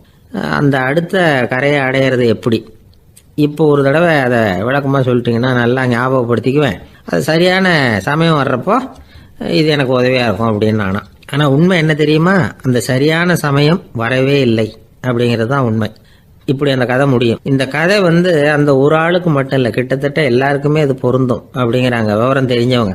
எல்லாருமே அந்த சரியான தருணத்துக்காக தான் காத்துக்கிட்டு இருக்கிறாங்களாம். அதுக்காக ஜோசியம் பார்க்குறாங்க, கைரேகை பார்க்குறாங்க, நாளைக்கு என்ன நடக்குங்கிற ஆவலில் எல்லாரும் காத்துக்கிட்டு இருக்கிறாங்க. ஆனால் அந்த ஒரு நாள் ஒருபோதும் வரப்போகிறதில்ல. நீங்கள் தள்ளி போடுறதுக்காக பல அர்த்தமில்லாத காரணங்களை தேடுறீங்க அப்படிங்கிறார் ஒரு ஞானி. காத்திருக்கிறதுலேயே நம்ம காலம் ஓடி போயிடுது. ஏன்னா இன்னைக்கு நாம் சிந்திக்கிறது நாளைக்கு நாம் சிந்திக்கிறது இல்லை. ஒவ்வொரு நாளும் ஒவ்வொரு மாதிரி போயிடுது. நாளைக்கு மறுநாளை பற்றியே சிந்திக்கிறோம். இப்படியே அது பாட்டுக்கு போயிடும். கரையை தொட்டு பார்க்குறது எப்போ, இதுதான் கேள்வி. நமக்கு வேண்டியப்பட்ட ஒருத்தர் ஒரு ரயில்வே பிளாட்ஃபாரத்தில் நின்றுட்டு இருக்கிறார். அங்கே இருக்கிறவங்க கிட்ட கேட்குறாராம், விசாரிக்கிறார், ஏங்க கிழக்க போகிற ரயில் போயிட்டுதுங்களான்னாராம். போயிட்டுதுன்னு இருக்கிறாங்க. கொஞ்ச நேரம் கழிச்சு ஏங்க மேற்க போகிற ரயில் போயிட்டுதுங்களான்னு கேட்டிருக்காரு. போயிட்டுதுங்களான் இருக்காங்க. அப்புறம் கொஞ்ச நேரம் கழிச்சு மறுபடியும் ஏங்க 10:30 மணி வண்டி போயிட்டுதான்னு கேட்டிருக்காரு. தொடர்ந்து காலையிலேருந்து சாயந்தரம் வரைக்கும் இப்படி ஒரே இடத்துல நின்றுட்டு கேட்டுக்கிட்டே இருக்கிறார். இதை பார்த்துக்கிட்டு இருந்த ஒருத்தர் அவர்கிட்ட ஏங்க நீங்கள் எங்கே போகணும் அப்படின்னு கேட்டாராம். இவர் மெதுவாக சொன்னாராம், இந்த ரயில்வே லைனை தாண்டி அந்த பக்கம் போகணும் அப்படின்னாராம். ஆஃபீஸில் வேலை பார்க்குற ஒருத்தர் வந்தார். பேசாமல் ஒரு 10 நாள் லீவு போட்டுடலாமா பார்க்குறேன் அப்படின்னார். ஏன்னு கேட்டோம். என்னுடைய மேலதிகாரி ஒரு முசுடு சார், அவர்கிட்ட வேலை பார்க்குறது ரொம்ப கஷ்டமாக இருக்குது அப்படின்னார். ஆஃபீஸில் வேலை பார்க்குறவங்கெல்லாம் ஒரு விஷயத்தை நல்லா ஞாபகத்தில் வச்சுக்கணும். மேலதிகாரிங்கிறவர் ஒரு பெரிய மகான் இல்லை, அவரும் ஒரு மானிட பிறவி தான். சராசரி மனுஷனுக்குள்ள பலம் பலவீனம் ரெண்டும் அவருக்கும் உண்டு.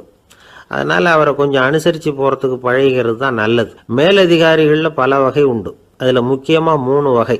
அதில் ஒரு வகை எப்படி தெரியுமா, உங்களை ஒரு வேலை செய்கிற மெஷினாக மட்டுமே நினைக்கக்கூடிய வகை.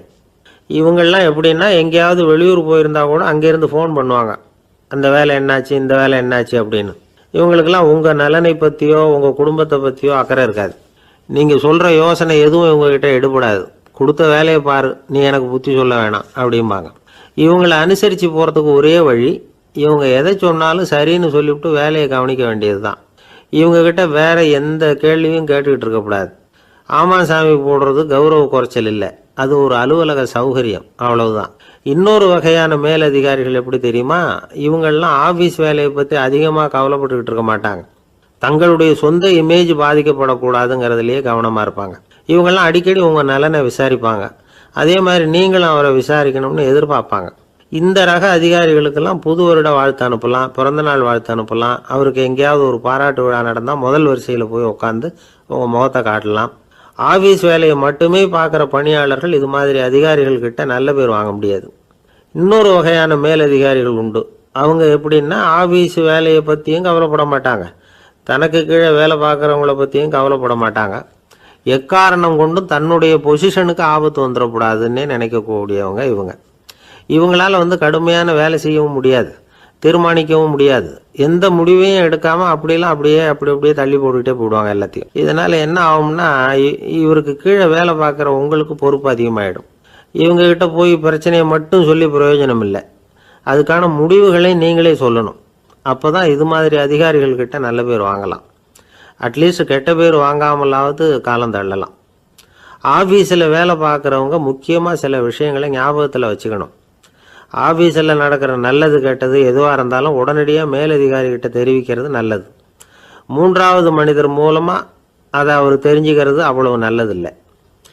எந்த மேலதிகாரியுமே தான் இந்த சர்பாஸ் செய்யப்படுறத விரும்புறதில்லை.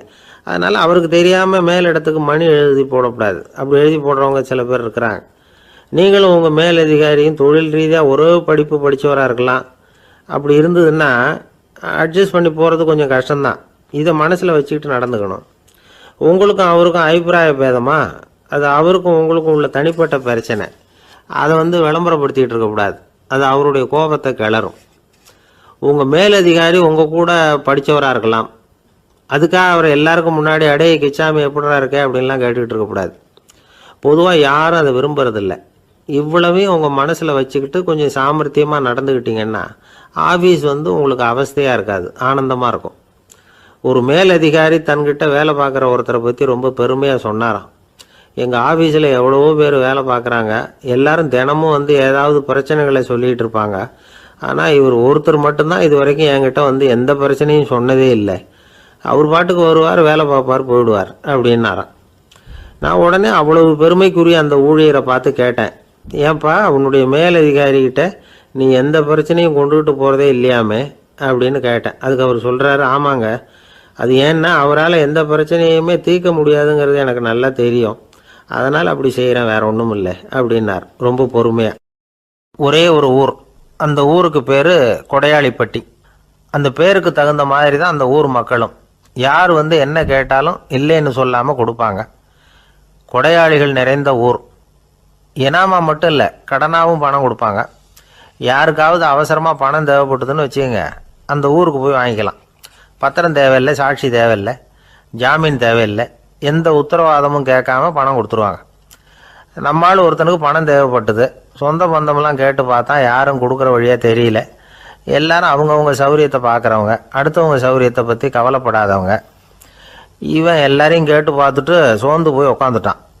அந்த நேரம் தான் கொடையாளிப்பட்டியை பற்றி கேள்விப்பட்டான். அப்படி ஒரு ஊர் இருக்கிறது தெரிஞ்சதும் அந்த ஊருக்கு வழி கேட்டுக்கிட்டு ஒரு நாள் புறப்பட்டு போனான். வயல்காட்டு வழியாக போக வேண்டியிருந்தது. மெதுவாக நடந்து ஊர் எல்லைக்கு வந்துட்டான். ரெண்டு பக்கமும் விவசாய வேலைகள் மும்முரமாக நடந்துக்கிட்டு இருக்குது. ஏர் உழுதுகிட்டு இருக்கிறாங்க. அப்போ அங்கே ஒரு ஆளை பாம்பு கடிச்சுட்டுது. பக்கத்தில் வேலை செஞ்சுக்கிட்டு இருந்தவங்க ஓடி வந்தாங்க. அவசரமாக செய்ய வேண்டிய முதல் உதவியெல்லாம் செஞ்சு பார்த்தாங்க, பலன் இல்லை. அந்த ஆள் செத்து போட்டான். அவன் செத்து விட்டான்னு தெரிஞ்சதும் அவனை தூக்கி வரப்பு மேலே போட்டுட்டு எல்லாரும் அவங்கவுங்க வேலையை கவனிக்க ஆரம்பிச்சிட்டாங்க. அங்கே ஒரு ஆள் இவனை பார்த்து சொன்னான், ஐயா, நீங்கள் போகிற வழியில் இவன் சொந்தக்காரன், இவனுக்கு சோறு கொண்டுகிட்டு வருவான், இவன் இங்கே செத்து விட்டான்னு அவங்ககிட்ட சொல்லிவிடுங்க அப்படின்னா. இவனுக்கு ரொம்ப ஆச்சரியம், என்னடா இது பாம்பு கடிச்சுட்டுதுன்னதும் பதறி அடிச்சுக்கிட்டு ஓடி வந்தாங்க, செத்து விட்டான்னதும் பேசாமல் தூக்கி போட்டுட்டு போயிட்டாங்க அப்படின்னு நினச்சிக்கிட்டே நடந்து போகிறான். எதிரில் சோறு கொண்டுக்கிட்டு ஒரு ஆள் வந்தான். இவன் விவரத்தை சொன்னான். அங்கே அவங்க சொந்தக்காரன் பாம்பு கடிச்சு செத்து போட்டான் அப்படின்னா. அவன் கொஞ்ச நேரம் அமைதியாக நின்னான். அதுக்கப்புறமா அங்கேயே வரப்பில் உட்காந்து கொண்டுகிட்டு வந்த சோத்தை தானே சாப்பிட்டு முடித்தான். பேசாமல் எழுந்திரிச்சு திரும்பி போயிட்டான். கொஞ்சம் கூட பதறல, அழலை. இப்படியும் ஒரு ஊரா அப்படின்னு நினச்சி ஆச்சரியப்பட்டுக்கிட்டே இவன் ஊருக்குள்ளே போனான். ஒரு பெரிய மனுஷனை பார்த்து பணம் கேட்டான். அவரும் இவனோட பேரையும் ஊரையும் மட்டும் விசாரிச்சுக்கிட்டு தேவையான பணத்தை கொடுத்துட்டார். பணத்தை வாங்கிட்ட பிறகு தன்னுடைய மனசை அரிச்சுக்கிட்டு இருந்த அந்த விஷயத்தை பற்றி கேட்டான். ஐயா, வழியில் ஒருத்தன் செத்துட்டான், அவனை அப்படியே தூக்கி வரப்பில் போட்டுட்டு எல்லாரும் வயல்வெளி வேலைகளை பார்த்துக்கிட்டு இருக்கிறாங்களே அப்படின்னா. இதுக்கு அந்த பெரியவர் சொன்னார், ஆமாம், அப்படி தான் செய்வோம், வேலை முடிஞ்சு வீட்டுக்கு திரும்புகிறப்போ அவனை தூக்கிட்டு அடக்கம் பண்ணிடுவோம் அப்படின்னார். ரொம்ப ஆச்சரியமாக இருக்கே அப்படின்னா. ஏன் உங்கள் ஊரில் யாராவது செத்துட்டா என்ன பண்ணுவீங்க அப்படின்னு கேட்டார். என்ன இப்படி கேட்குறீங்க, எங்கள் ஊரில் எல்லாம் பணத்தை தூக்க விட மாட்டாங்க, ஒப்பாரி வைப்பாங்க, கட்டி புரண்டு அழுது புலம்பி தீர்த்துருவாங்க அப்படின்னா. இவன் பெரியவர் பார்த்தார். அவங்ககிட்ட கொடுத்த பணத்தை லபக்குன்னு பறிச்சுக்கிட்டார். திருப்பி வாங்கிட்டார். இவன் பதறி போய் நிற்கிறான். அவர் சொன்னார், பணத்தையே விட மாட்டேன்னு கட்டுப்பிடிச்சி அழுதா நான் கொடுத்த பணத்தை மட்டும் எப்படி திருப்பி கொடுக்க போகிறேன், போயிட்டு வா அப்படின்னு விரட்டி விட்டாரான். இந்த கதையை நண்பர் ஒருத்தர் சொன்னார். கதை வேடிக்கையாக தெரிஞ்சால் கூட இதில் கருத்து உண்டு. பணம் பிணம் இது ரெண்டையுமே விடுறதுக்கு அவ்வளவு சுலபமாக மனம் வர்றதில்லை. இந்த ரெண்டு விஷயங்கள்லேயும் அறிவார்ந்த செயல்பாடு தேவை. ஒரு பேருந்து மரத்தில் மோதி விட்டது. எல்லாரும் அடிபட்டு முனைகிட்டு கிடக்கிறாங்க. டிரைவர், கண்டக்டர் இவங்களுக்கும் அடி. அவங்களும் ஒரு பக்கம் கிடக்கிறாங்க. ஒரு மூலையில் கிடக்கிற ஒருத்தன் மெதுவாக முக்கி முனகி கண்டக்டர்னு சத்தம் போடுறான். கண்டக்டர் மெதுவாக நகர்ந்து அவங்ககிட்ட போய் என்னன்னு விசாரிக்கிறார். அவன் ரொம்ப சிரமப்பட்டு வாயை திறந்து ஒரு 15 காசு சில்லற பாக்கி அப்படின்னானான். ஒரு பெரிய காடு. அந்த காட்டுக்கு மத்தியில் ஒரு ஆசிரமம். அங்கே ஒரு முனிவர் இருந்தார். பல இடங்கள்லேருந்து வர்ற குழந்தைகளுக்கு அவர் பாடம் சொல்லி கொடுத்துக்கிட்டு இருக்கிறார். ஏழை பணக்காரர் அப்படிங்கிற வித்தியாசம்லாம் கிடையாதுங்க. எல்லாரும் அவர்கிட்ட தங்கள் பிள்ளைகளை அனுப்பி வச்சாங்க. மன்னர்களுடைய பிள்ளைங்க கூட அங்கே அவர்கிட்ட தான் படிக்கிறதுக்கு வருவாங்க. ஆனால் அந்த முனிவரை பொறுத்த வரைக்கும் எல்லா பிள்ளைங்களும் ஒன்று தான். இது யார் வீட்டு புள்ளன்னெல்லாம் பார்க்க மாட்டார், எல்லாரும் சமம். மாணவர்கள்லாம் அங்கேயே மாத கணக்கில் வருஷ கணக்கில் தங்கி இருந்து பாடம் கற்றுக்கிட்டு போகிறது வழக்கம். அவராக பார்த்து போன்னு சொல்கிற வரைக்கும் அங்கேயே இருக்கணும், படிக்கணும். குருகுல வாசம். ஒரு சமயம் ஒரு ராஜகுமாரனும் அவர்கிட்ட வந்து படிச்சுக்கிட்டு இருந்தான். அவனுக்கு ஒரு 15 வயசு இருக்கும். சில வருஷம் கழித்து இந்த முனிவர் தன்கிட்ட இருக்கிற மாணவர்களுக்கெல்லாம் பரீட்சை வச்சார். அவங்களுடைய அறிவு முதிர்ச்சியை கணிக்கிறதுக்காக பல சோதனைகள்லாம் வச்சார். ஒவ்வொருத்தராக பார்த்து இனிமேல் நீங்கள் வந்து உங்கள் வீட்டுக்கு போகலாம் அப்படின்னு சொல்லி அனுப்பி வச்சுக்கிட்டு இருக்கிறார். எல்லாரும் போயிட்டாங்க. கடைசியாக மிஞ்சி இருந்தது ஒரே ஒரு மாணவன். அவனை மட்டும் வீட்டுக்கு அனுப்பலை. யார் அந்த பையன் தெரியுமா? அவன்தான் அந்த ராஜகுமாரன். ராஜகுமாரனுடைய தந்தைக்கு, அதுதான் இந்த ராஜாவுக்கு, அங்கே வயசு ஏறிக்கிட்டே போகுது. என்ன இது படிக்க போன பையன் இன்னும் திரும்பி வரலையே அப்படின்னு நினச்சார். வந்துட்டா சீக்கிரமாக அவனுக்கு பட்டம் கட்டிவிட்டு நாம் விலகிக்கலாமே அப்படின்னு நினச்சார். கல்யாணம் வேறு பண்ணி பார்க்கணும் பையனுக்கு. ஆனால் பையன் வர்ற வழியை காணும். ராஜா பார்த்தார். சரி, நேர்லேயே போய் என்னன்னு தெரிஞ்சுட்டு வந்துடுவோம் அப்படின்னு காட்டுக்கு புறப்பட்டார். அங்கே போய் முனிவரை பார்த்தார். முனிவர் வந்து இவரை அன்பாக வரவேற்று உட்கார வச்சார். அதுக்கப்புறம் ராஜா மெதுவா, எல்லாரையும் வீட்டுக்கு அனுப்பி வச்சுட்டிங்களாமே, ஏன் பிள்ளைய மட்டும் அப்படின்னு சொல்லி மெதுவாக இழுத்தார். முனிவர் வந்து இதுக்கு உடனே பதில் சொல்லலை. ராஜாவை கூப்பிட்டுட்டு போய் விருந்தினர் குடிசையில் தங்க வச்சார். அதுக்கப்புறம் சொன்னார், உங்கள் மகன் வந்து எல்லா பாடங்கள்லேயும் முதலிடம் வாங்கியிருக்கான். இப்படி முதலாவதாக வர்ற மாணவனுக்கு நாங்கள் இன்னொரு தேர்வு வைக்கிறது வழக்கம். அதுலேயும் அவன் வந்து முதலாவதாக வந்துட்டான்னா அவன் ஒரு பெரிய வித்வான் அப்படிங்கிற கௌரவத்தை அடைஞ்சிருவான் அப்படின்னார். அதாவது முனிவர் அப்படி சொல்கிறார். அப்படி சொல்லிவிட்டு போயிட்டார் அவர். ராஜா அங்கேயே தங்கிட்டார். ராத்திரி படுத்து தூங்கினார். காலையில் எழுந்திரிச்சு அந்த குடிசைக்கு வெளியில் வந்தார் பல்லு விளக்கிறதுக்காக. அந்த சமயத்தில் தூரத்தில் ஒருத்தன் ஒரு கையில் கோடாலியை வச்சுக்கிட்டு தலையில் ஒரு பெரிய விறகு கட்டை சுமந்துக்கிட்டு வந்துக்கிட்டு இருக்கிறது மாதிரி தெரிஞ்சுது. யாராவது விறகு வெட்டியாக இருக்கும் அப்படின்னு நினச்சார் ராஜா. கிட்ட வந்ததும் உத்து பார்க்குறாரு. பார்த்தா அது தன்னோட புள்ள. திகைச்சு போயிட்டார். என்ன இது, ஒரு ராஜகுமாரனை கூட இது மாதிரி வேலையெல்லாம் செய்ய சொல்கிறாங்களே அப்படின்னு நினச்சார். ராஜகுமாரன் வந்து விறகு கட்டை கொண்டுகிட்டு போய் கொல்லை பக்கம் வச்சான். அந்த சமயம் முனிவர் அங்கே வந்தார். என்ன மகனே, விறகு வெட்டிட்டு வந்துட்டியா? சரி, இப்போ வந்து ஒரு துடைப்பத்தை எடுத்துக்கோ, விருந்தினர் குடிசையின் வாசல் பக்கத்தை கூட்டி பெருக்கி சுத்தம் பண்ணு போ அப்படின்னார். அப்படியே செய்கிறேன் குருவே அப்படின்னு சொல்லிவிட்டு போனான். சுத்தம் பண்ண ஆரம்பிச்சிட்டான். ராஜா பார்த்தார் இதை.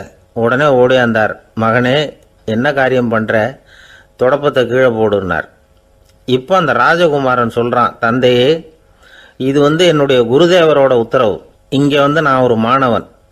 இங்கே அரசனும் ஒன்று தான், ஆண்டியும் ஒன்று தான். குருதேவர் சொல்கிறத மறுக்காமல் செய்கிறது தான் எங்கள் கடமை அப்படின்னா. இந்த சமயம் முனிவர் அங்கே வந்தார். இவனை வந்து முதுகில் தட்டி கொடுத்தார். அப்புறம் ராஜா கிட்ட சொன்னார், அரசே, உங்கள் புள்ள எங்கள் கடைசி தேர்வுலையும் வெற்றி பெற்றுட்டான். பணிவு தான் மாணவர்களின் மிக உயர்ந்த குணம். குருநாதர் சொல்றது மனசுக்கு பிடிக்கலன்னா கூட மறுக்காம செய்யணும். அப்படி செய்யறதுனால எதை செய்யலாம் எதை செய்யக்கூடாது அப்படிங்கிற விவேகம் அவங்களுக்கு வந்துடும். செய்யக்கூடாததை கூட பெரியவங்க சொல்லிவிட்டா செஞ்சுதான் ஆகணும் அப்படிங்கிற பணிவு அவங்களுக்கு வந்துடும். இந்த குணம் வந்துட்டுதுன்னா அவங்க எத்தனை கடினமான வேலையாக இருந்தால் கூட ரொம்ப சுலபமாக செஞ்சு முடிச்சிருவாங்க. தூக்கத்திலேயும் அப்புறம் துக்கத்திலேயும் தோண்டு போட மாட்டாங்க. இந்த பணிவும் விவேகமும் அவங்கக்கிட்ட மன உறுதியை ஏற்படுத்தும். அந்த உறுதி உங்கள் பையனுக்கு வந்தாச்சு. இனிமேல் அவனை நீங்கள் அழைச்சிட்டு போகலாம். அவன் நிச்சயமாக பேரும் புகழும் பெறுவான் அப்படின்னார். ராஜா அவரை பார்த்து, குருதேவா, புரிஞ்சுக்கிட்டேன், என்னை மன்னிக்கணும் அப்படின்னாரு. அதுக்கப்புறம் மகனை அழைச்சிக்கிட்டு நாட்டுக்கு திரும்பி வந்துட்டார். இந்த கதையை இன்று ஒரு தகவலில் சொல்லுங்கள் சார், உங்கள் நிகழ்ச்சியில் சொல்லுங்கள் சார் அப்படின்னு சொல்லி மாணவர்கள் கேட்டால் பணிவாக இருக்கிறது எப்படி அப்படிங்கிறத புரிஞ்சுக்குவாங்க அப்படின்னு சொன்னார் ஒருத்தர். சரி சொல்லுவோம், அதுக்கு முன்னாடி நேர்லேயே ஒரு பையன்கிட்ட சொல்லி பார்க்கலாமே அப்படின்னு தோணுச்சு. உடனே ஒரு பையனை கூப்பிட்டோம். ஏன்பா, உங்கள் வாத்தியார் உனக்கு இது மாதிரி ஒரு பரீட்சை வச்சா என்ன பண்ணுவேன் அப்படின்னு கேட்டோம். நானும் அப்படி தான் சார் நடந்துக்குவேன், விறகு வெட்டுவேன், தொடப்பத்தினால கூட்டி சுத்தம் பண்ணுவேன், உடனே செஞ்சு முடிச்சிருவேன் சார் அப்படின்னா. பலே பரவாயில்லையே அப்படின்னோம். ஆமாம் சார், அப்படி செஞ்சால் தானே வீட்டுக்கு அனுப்புவார், இல்லைன்னா இன்னொரு வருஷம் இங்கேயே இருந்து படின்னு சொல்லி விடுவார், அதனால் அப்படி செய்வேன் அப்படிங்கிறான் அந்த பையன். பிரிட்டிஷ் ஆட்சி நடந்துக்கிட்டு இருந்த காலம் 1920களின் கடைசி. அப்போ நடந்த ஒரு உண்மை நிகழ்ச்சி இது. ஒரு கல்யாண மாப்பிள்ளை ரயிலில் இறங்க போகிறார். அவரை வரவேற்க ஒரு ராஜ குடும்பமே காத்துக்கிட்டு இருக்குது. மங்களூர்லேருந்து இறங்குற அந்த மாப்பிள்ளை யார் தெரியுமா? ஒரு நாய். உண்மைதான், அந்த நாய்க்கு தான் கல்யாணம். சுதேசி சமஸ்தானத்து மன்னர்களில் ஒருத்தர் ஜூனாகட் மகாராஜா. அவரோட வளர்ப்பு நாய் ரோஷனாரா. அதுக்கு கல்யாணம் பண்ணி வைக்கணும்னு ஆசைப்பட்டார். மாப்பிள்ளை தேடினார். மங்களூர் மகாராஜாவோட வளர்ப்பு நாய் ஒன்று இருந்தது, பேர் பாபி. இது ரெண்டுக்கும் கல்யாணம் நடத்த முடிவு பண்ணார். திருமணத்துக்கு வேண்டிய எல்லா ஏற்பாடுகளையும் பண்ணுங்க அப்படின்னு உத்தரவு போட்டார். ஆயிரக்கணக்கான அழைப்புதழ்கள், பல சமஸ்தான மன்னர்கள், ஜமீன்தார்கள், பிரிட்டிஷ் அதிகாரிகள், பெரிய பணக்காரங்க, இப்படி நிறைய பேருக்கு அழைப்புதழ்கள் அனுப்பி வச்சாங்க. பத்திரிகையை பார்த்தவங்கெல்லாம் திகைச்சு போயிட்டாங்களாம். இருந்தாலும் என்ன பண்ணுறது, ராஜாவே அழைக்கிறார், போகாமல் இருக்க முடியுமா? அந்த சமயத்தில் நாட்டின் கவர்னர் ஜெனரலாக இருந்தவர் இர்வின் பிரபு. அவருக்கும் ஒரு பத்திரிக்கை போயிருக்குது. வாங்கி பார்த்ததும் அவருக்கு பயங்கர எரிச்சல்.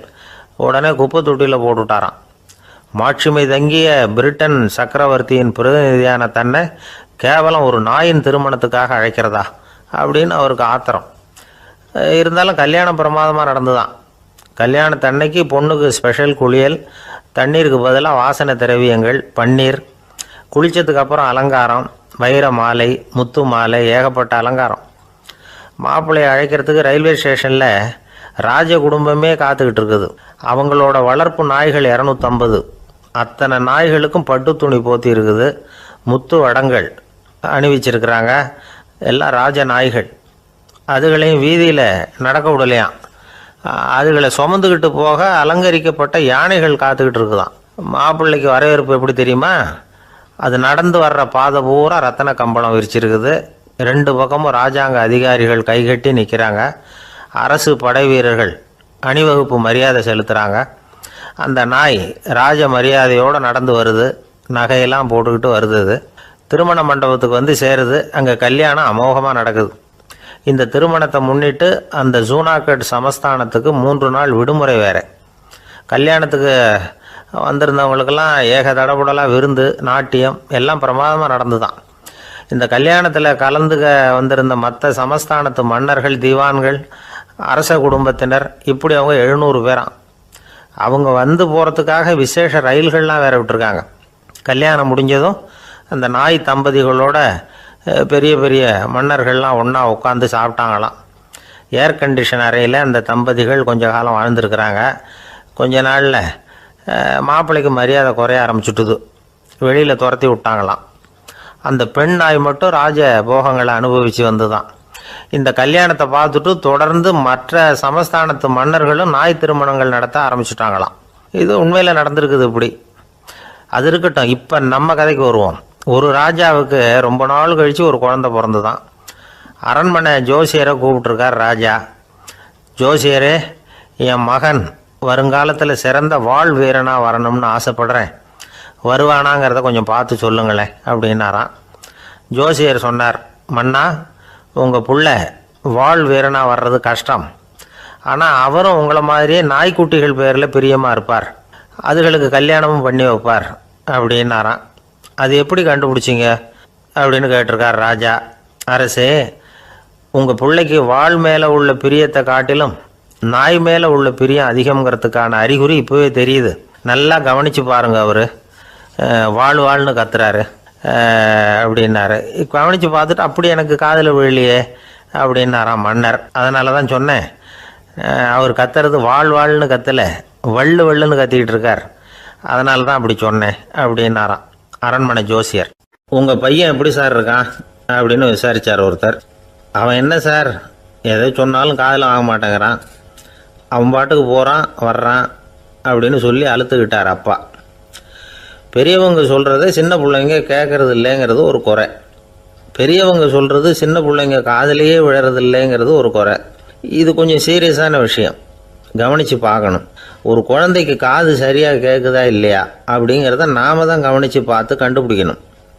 அதுவாக நம்மக்கிட்ட தவழ்ந்து அப்பா எனக்கு காது கேட்கல, அழைச்சிட்டு போங்க டாக்டர்கிட்ட அப்படின்னுலாம் சொல்லிகிட்டு இருக்காது. அது சரி, ஒரு குழந்தைக்கு காது சரிவர கேட்குதா இல்லையா அப்படிங்கிறத முன்கூட்டியே நாம் தெரிஞ்சுக்கிறது எப்படி? அதுக்கு சில வழி இருக்குது. உங்கள் குழந்தைய கொஞ்சம் அப்படி கவனித்து பாருங்கள். அடிக்கடி ஜலதோஷம், காதில் அரிப்பு ஏற்படுதா, மூக்கு விரிவாகவும் அப்புறம் டான்சில், அடினாய்டு, சத அழற்சி இது மாதிரி ஏதாவது இருக்கா, வாயிலிருந்து எச்சில் ஒழுகுதா, குழந்தை வாயினால் சுவாசிக்குதா, பற்கள் முன்னாடி தள்ளி வளருதா, இதெல்லாம் அதுக்கு அறிகுறி. அப்புறம் இந்த VBDF TH இப்படி இந்த ஒலிகள் சேர்ந்த வார்த்தைகளை குழந்தை சரியாக புரிஞ்சுக்காது. இப்போ உதாரணத்துக்கு பட்டுன்னு சொல்லு குழந்தை அப்படின்னீங்கன்னா அது கட்டுன்னு சொல்லும். அதாவது பட்டு சவுண்டை அதால் புரிஞ்சுக்க முடியல. அப்புறம் உங்கள் குழந்தை உங்களை உறக்க பேச சொல்கிறானா, அடிக்கடி கேள்வி கேட்குறானா, சாப்பிட்றப்போ கவனம் இல்லாமல் இருக்கானா, படிப்பில் போதுமான முன்னேற்றம் இல்லையா, வகுப்பில் சரியாக கவனிக்கிறது இல்லையா, இப்படிலாம் இருந்தால் ஆரம்பத்திலேயே டாக்டர்கிட்ட அழைச்சிட்டு போய் சிகிச்சையை ஆரம்பிச்சுடலாம், குணப்படுத்தி விடலாம். குழந்தைக்கு காது சரியாக கேட்கலன்னா நீங்கள் செய்ய வேண்டியது என்ன தெரியுமா? அவனுக்கு காது கேட்கலேங்கிறதுக்காக அவன் முன்னாடி சத்தம் போட்டு பேசக்கூடாது. மெதுவாக சீராக பேசணும், அவனை பார்த்து பேசணும். உங்கள் உதட்டு அசைவுகள் அவனுக்கு உதவும், அதை பார்த்தே புரிஞ்சுக்குவான். நீங்கள் வாயில் வெத்தலை பாக்கு போட்டுக்கிட்டோ புகை பிடிச்சிக்கிட்டோ பேசக்கூடாது. அப்படி பேசினா அவனால் அந்த உச்சரிப்பை சரியாக புரிஞ்சிக்க முடியாது. ஒரு வார்த்தையை சொல்கிறீங்க, அவனுக்கு புரியல அப்படின்னா அதே வார்த்தையை மறுபடியும் சொல்லணும். அவனுக்கு நீங்கள் முதல்ல சொன்ன வார்த்தை புரியலேன்னு நினச்சிக்கிட்டு மறுபடியும் திருப்பி சொல்கிறப்போ அதே அர்த்தம் வரக்கூடிய வேறு வார்த்தையை சொல்லக்கூடாது. இப்படிலாம் நடந்துக்கிட்டால் அவனுக்கு மன திடத்தை ஏற்படுத்த முடியும். இல்லைன்னா அவனுக்கு தாழ்வு மனப்பான்மை வந்துடும். குழந்தைக்கு காது கோளாறுன்னா ஆரம்பத்திலேயே டாக்டர்கிட்ட அழைச்சிட்டு போனால் போதும், குணப்படுத்தி விடலாம். அப்புறம் பார்த்துக்கலாமே அப்படின்னு அலட்சியமாக இருந்துட்டா தான் கஷ்டம். சில பேர் கோபத்தில் சின்ன பிள்ளைங்க காதை பிடிச்சி திருகிறது உண்டு. இது ரொம்ப தப்பு. காது கையோடு வந்துட்டால் என்ன பண்ணுறது? ஒரு வேடிக்கை கதை, அது கதை தான், நிஜமாக நடந்ததில்லை, அது மாதிரி நடக்கவும் நடக்காது. ஒரு வேடிக்கைக்காக சொல்லப்படுற கதை. அதாவது ஒரு வீட்டில் அப்பா அம்மாவை பார்த்து சொல்லிகிட்டு இருக்கார், இதை பாரு, நாளைக்கு காலையில் என்னை சீக்கிரம் எழுப்பி விட்ரு, நான் செங்கல்பட்டு வரைக்கும் போயிட்டு வர வேண்டியிருக்கு அப்படின்னாராம். இதை அவங்க பையன் காதில் வாங்கிட்டு இருக்கான். அப்பாவுக்கு சிரமம் வேண்டாமே அப்படின்னு நினச்சி அவனே காலையில் யாருக்கும் தெரியாமல் எழுந்திரிச்சு புறப்பட்டு செங்கல்பட்டுக்கு போட்டான். சாயந்தரமாக திரும்பி வந்தான். அப்பா பையனை காணாமல் அலமோதிக்கிட்டு இருக்கிறார். சாயந்தரமாக பையனை பார்த்ததும் எங்கடா போயிட்டு வந்தேன்னு கேட்டார் கோவமாக. செங்கல்பட்டுக்கு போயிட்டு வந்தேப்பா, நீ வேணா அலைய வேண்டாமேன்னு அப்படின்னா. எதுக்கடா போனேன்னு அதட்டினார். அதான்ப்பா, நீ நேற்று அம்மா கிட்ட சொல்லிக்கிட்டு இருந்த, அதை காதில் வாங்கினேன், உனக்காக நான் போயிட்டு வந்தேன் அப்படின்னா. உடனே எந்த காதில் வாங்கினேன் அப்படின்னு சொல்லி காதை பிடிச்சி திருகினார். அந்த காது கையோடு வந்துட்டுது. இது நடந்து கொஞ்ச நாள் கழித்து அந்த அப்பாவும் பையனும் கடத்தெருவில் போய்கிட்டு இருக்கிறாங்க. எதிரில் ஒரு நாய் ஓடி வந்தது. அதுக்கு 2 காதும் இல்லை. என்ன இது, இந்த நாய்க்குட்டிக்கு 2 காதும் இல்லை அப்படின்னார் அப்பா. அதுக்கு பையன் சொல்கிறான், அப்பா அது 2 தடவை செங்கல்பட்டுக்கு போயிட்டு வந்துடுவோம் அப்படின்னானா. ஒரு அப்பாவுக்கு 2 பிள்ளைங்க. மூத்தவன் ரொம்ப அடக்கம், அப்பா எது சொன்னாலும் கேட்பான், பெரியவங்களுக்கு கீழ்ப்படிஞ்சு நடப்பான். இளையவன் அப்படி இல்லை, தான் நினச்சதை தான் சொல்லுவான், செய்வான். அடுத்தவங்க சொல்கிறத கேட்க மாட்டான், அடங்கி நடக்க மாட்டான். இந்த 2 பேரில் யாரை உங்களுக்கு பிடிக்கும்? பெரியவனை தான் பிடிக்கும். ஏன்னா அவன் தான் சொல்கிற பேச்சை கேட்குறவன் அப்படின்னு சொல்லுவீங்க. ஆனால் ஒரு ஞானி என்ன சொல்கிறார் தெரியுமா? ஒரு குழந்தை அதன் அறிவுக்காக மதிக்கப்பட வேண்டுமே தவிர அதனுடைய கீழ்ப்படியும் தன்மைக்காக அல்ல அப்படிங்கிறார். நம்ம குழந்தைகளை சுயமாக சிந்திக்கிறதுக்கு நாம் விடுறதில்ல, மற்றவங்களை பார்த்து காப்பி அடிக்கிறதுக்கு தான் நாம் அவங்களுக்கு கற்றுக் கொடுக்குறோம். புகழ்பெற்ற மனிதர்கள் சிலருடைய பேரை சொல்லி நீயும் அவர் மாதிரி ஆகணும், இவர் மாதிரி ஆகணும் அப்படின்னு சொல்லிகிட்டே இருக்கிறோம். குழந்தைகள் தங்களுடைய தனித்தன்மையை வளர்த்துக்கிறதுக்கு நாம் தடையாக இருக்கிறோம். ஒரு குழந்தைகிட்ட அனாவசியமாக நம்பிக்கையை வளர்த்துடக்கூடாது, எந்த கோட்பாட்டையும் திணிக்கக்கூடாது. நாம் ஏற்கனவே அர்த்தமில்லாத கருத்துக்களையும் கொள்கைகளையும் மனசில் போட்டு நிரப்பி வச்சிருக்கிறோம். இந்த உலகத்துக்கு புதுசாக வந்து சேர்ந்திருக்கிற ஒரு குழந்தையின் தூய்மையான மனசில் நம்ம கருத்துக்களை அறிமுகம் செய்ய அல்லது திணிக்கிறதுக்கு நமக்கு எந்த அதிகாரமும் கிடையாது. ஒரு குழந்தைய நீ இந்த மதத்தை சேர்ந்தவன் அப்படின்னு பிறந்ததுமே ஒரு முத்திரை குத்தி விடுறோம். இது அதோட சுதந்திரத்தை ஆரம்பத்திலேயே கிள்ளி எறிகிறது மாதிரி தான். நீங்கள் ஒரு மதத்தின் வழிமுறைகளை கடைப்பிடிச்சிக்கிட்டு வர்றீங்க, அந்த வழியில் போய்கிட்டு இருக்கிறீங்க, சரி, அதனால் போகிறீங்க. அதுக்காக உங்கள் குழந்தையையும் அதே வழியில் தான் வரணும் அப்படின்னு கட்டாயப்படுத்துறதுக்கு உங்களுக்கு என்ன உரிமை இருக்குது? அந்த குழந்தை சுயமாக சிந்திச்சு ஒரு முடிவுக்கு வரட்டுமே, அதுக்கு நீங்கள் ஏன் தடையாக இருக்கிறீங்க? நமக்கு உண்மையிலேயே நம்ம குழந்தை மேலே அன்பு இருந்தால் இது மாதிரி திணிப்பு வேலைகளை செய்யக்கூடாது. திணிப்பு வேலைகளிலிருந்து குழந்தைகளை காப்பாற்றினா போதும். அதுதான் ரொம்ப முக்கியம். அடுத்த தலைமுறை அற்புதமான தலைமுறையாக உருவாகும். நாம் தான் சாதி மத சங்கடங்களில் மாட்டிக்கிட்டு தவிக்கிறோம். அவங்களாவது சாதி மத வேறுபாடு இல்லாத சமுதாயத்தை பார்க்கட்டுமே, அந்த சௌகரியங்களை அனுபவிக்கட்டுமே. அதுக்கு நாம் என்ன செய்யணும்னா ஒன்றும் செய்யாமல் இருந்தால் போதும். ஒரு குழந்தைகிட்ட நம்ம கருத்தை திணிக்கும் பொழுது என்ன ஆகுது தெரியுமா? அது வந்து அவனை அவங்ககிட்ட இருந்தே அப்புறப்படுத்தி விடுது, அவனுடைய தனித்தன்மையை அழிச்சுடுது, அவனை ஒரு எல்லைக்குள்ளே திணிச்சுடுது. இதெல்லாம் அன்புங்கிற பேரால் பெற்றோர்கள் செய்கிற தப்பு.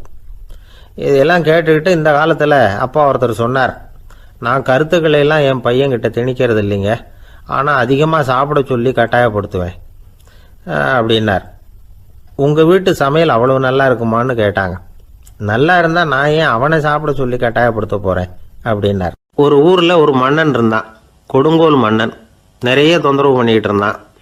அவன் ஒரு தடவை என்ன பண்ணான் தெரியுமா? ஒரு தப்பும் பண்ணாத ஒரு இளைஞனை பிடிச்சி ஜெயிலில் அடைச்சுட்டான். அந்த பையனோட சொந்தக்காரங்கள்லாம் ராஜா கிட்ட போனாங்க. அவன் ஒரு தவறும் பண்ணலை, அவனை விடுதலை பண்ணுங்க அப்படின்னு கெஞ்சி கேட்டுக்கிட்டாங்க. மன்னன் வந்து யோசனை பண்ணான். அந்த இளைஞனை கூப்பிட்டுக்கிட்டு வர சொன்னான். அவனை கொண்டாந்து ராஜா முன்னாடி நிறுத்தினாங்க. இதை பாருப்பா, உன்னை நான் விடுதலை பண்ணுவேன், ஆனால் ஒரு கண்டிஷன். அந்த நிபந்தனையை நீ நிறைவேற்றினா உனக்கு விடுதலை அப்படின்னா மன்னன். சரின்னு ஒத்துக்கிட்டான் பையன். மன்னன் வந்து கண்டிஷன் என்னங்கிறத சொன்னான். உங்ககிட்ட ஒரு செம்மறி ஆட்டை கொடுக்க போகிறேன், 1 மாதத்துக்கு அதுக்கு தேவையான தீனியையும் கொடுக்க போகிறேன். 1 மாதம் கழித்து அந்த ஆட்டை வந்து எடை போட்டு பார்ப்பேன். அந்த ஆட்டின் எடை கொஞ்சம் கூட கூடி இருக்கக்கூடாது. எடை கூடி இருந்தால் உனக்கு விடுதலை கிடையாது. என்ன சொல்கிற அப்படின்னா. பையனுக்கு ஒன்றும் புரியல, பயமாக போயிட்டுது.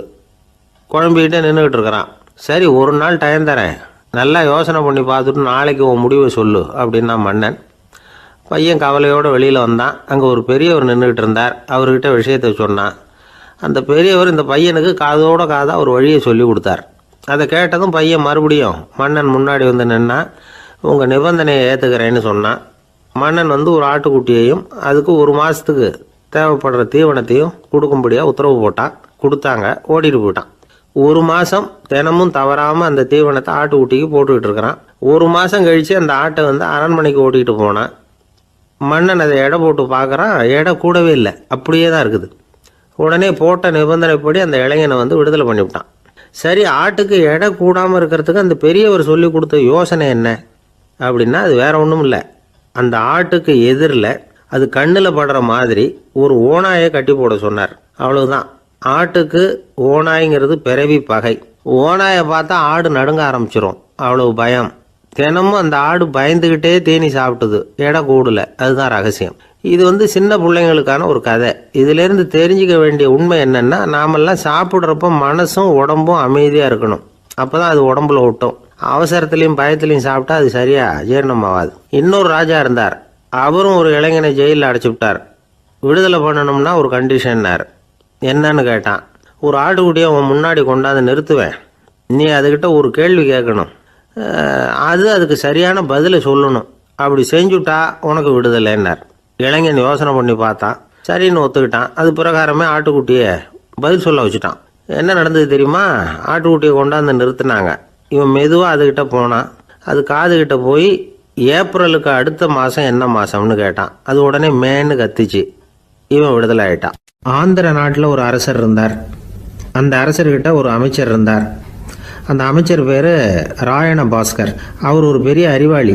அது மட்டும் இல்லை, மிகச்சிறந்த கொடையாளி. யார் வந்து எது கேட்டாலும் இல்லைன்னு சொல்ல மாட்டாராம். அதன் காரணமாகவே அவர்கிட்ட இருந்த செல்வம் நாளுக்கு நாள் குறைஞ்சிக்கிட்டே வந்துட்டு தான். கடைசியில் குடும்பத்துக்குன்னு எதுவும் வைக்காமலே அவர் போய் சேர்ந்துட்டார். மகனும் இறந்துட்டார். அந்த குடும்பத்தில் மிஞ்சி இருந்தது அவருடைய மருமகள், ஒரு பேரன், அவ்வளவுதான். இருந்த ஒரே சொத்து பழுதடைஞ்ச ஒரு வீடு. அந்த அம்மா மற்ற வீடுகளில் வேலை செஞ்சு தன்னுடைய பிள்ளைய படிக்க வச்சுக்கிட்டு வராங்க. அந்த புள்ள ஒரு பெரிய வள்ளலுடைய பேரன்கிறது அந்த பள்ளி வாத்தியார்களுக்கும் தெரியும். அதனால் அவங்களும் இவங்ககிட்ட கொஞ்சம் அன்பாகவும் அக்கறையாகவும் பழகி பாடம் சொல்லி கொடுத்துக்கிட்டு இருக்கிறாங்க. ஒரு நாள் ஒரு புகழ்பெற்ற கவிஞர் ஒருத்தர் அந்த பள்ளிக்கூடத்துக்கு வந்திருக்கிறார். ஆசிரியர்கள்கிட்ட பேசிக்கிட்டு இருந்தப்போ ஒரு செய்தியை சொன்னாராம்.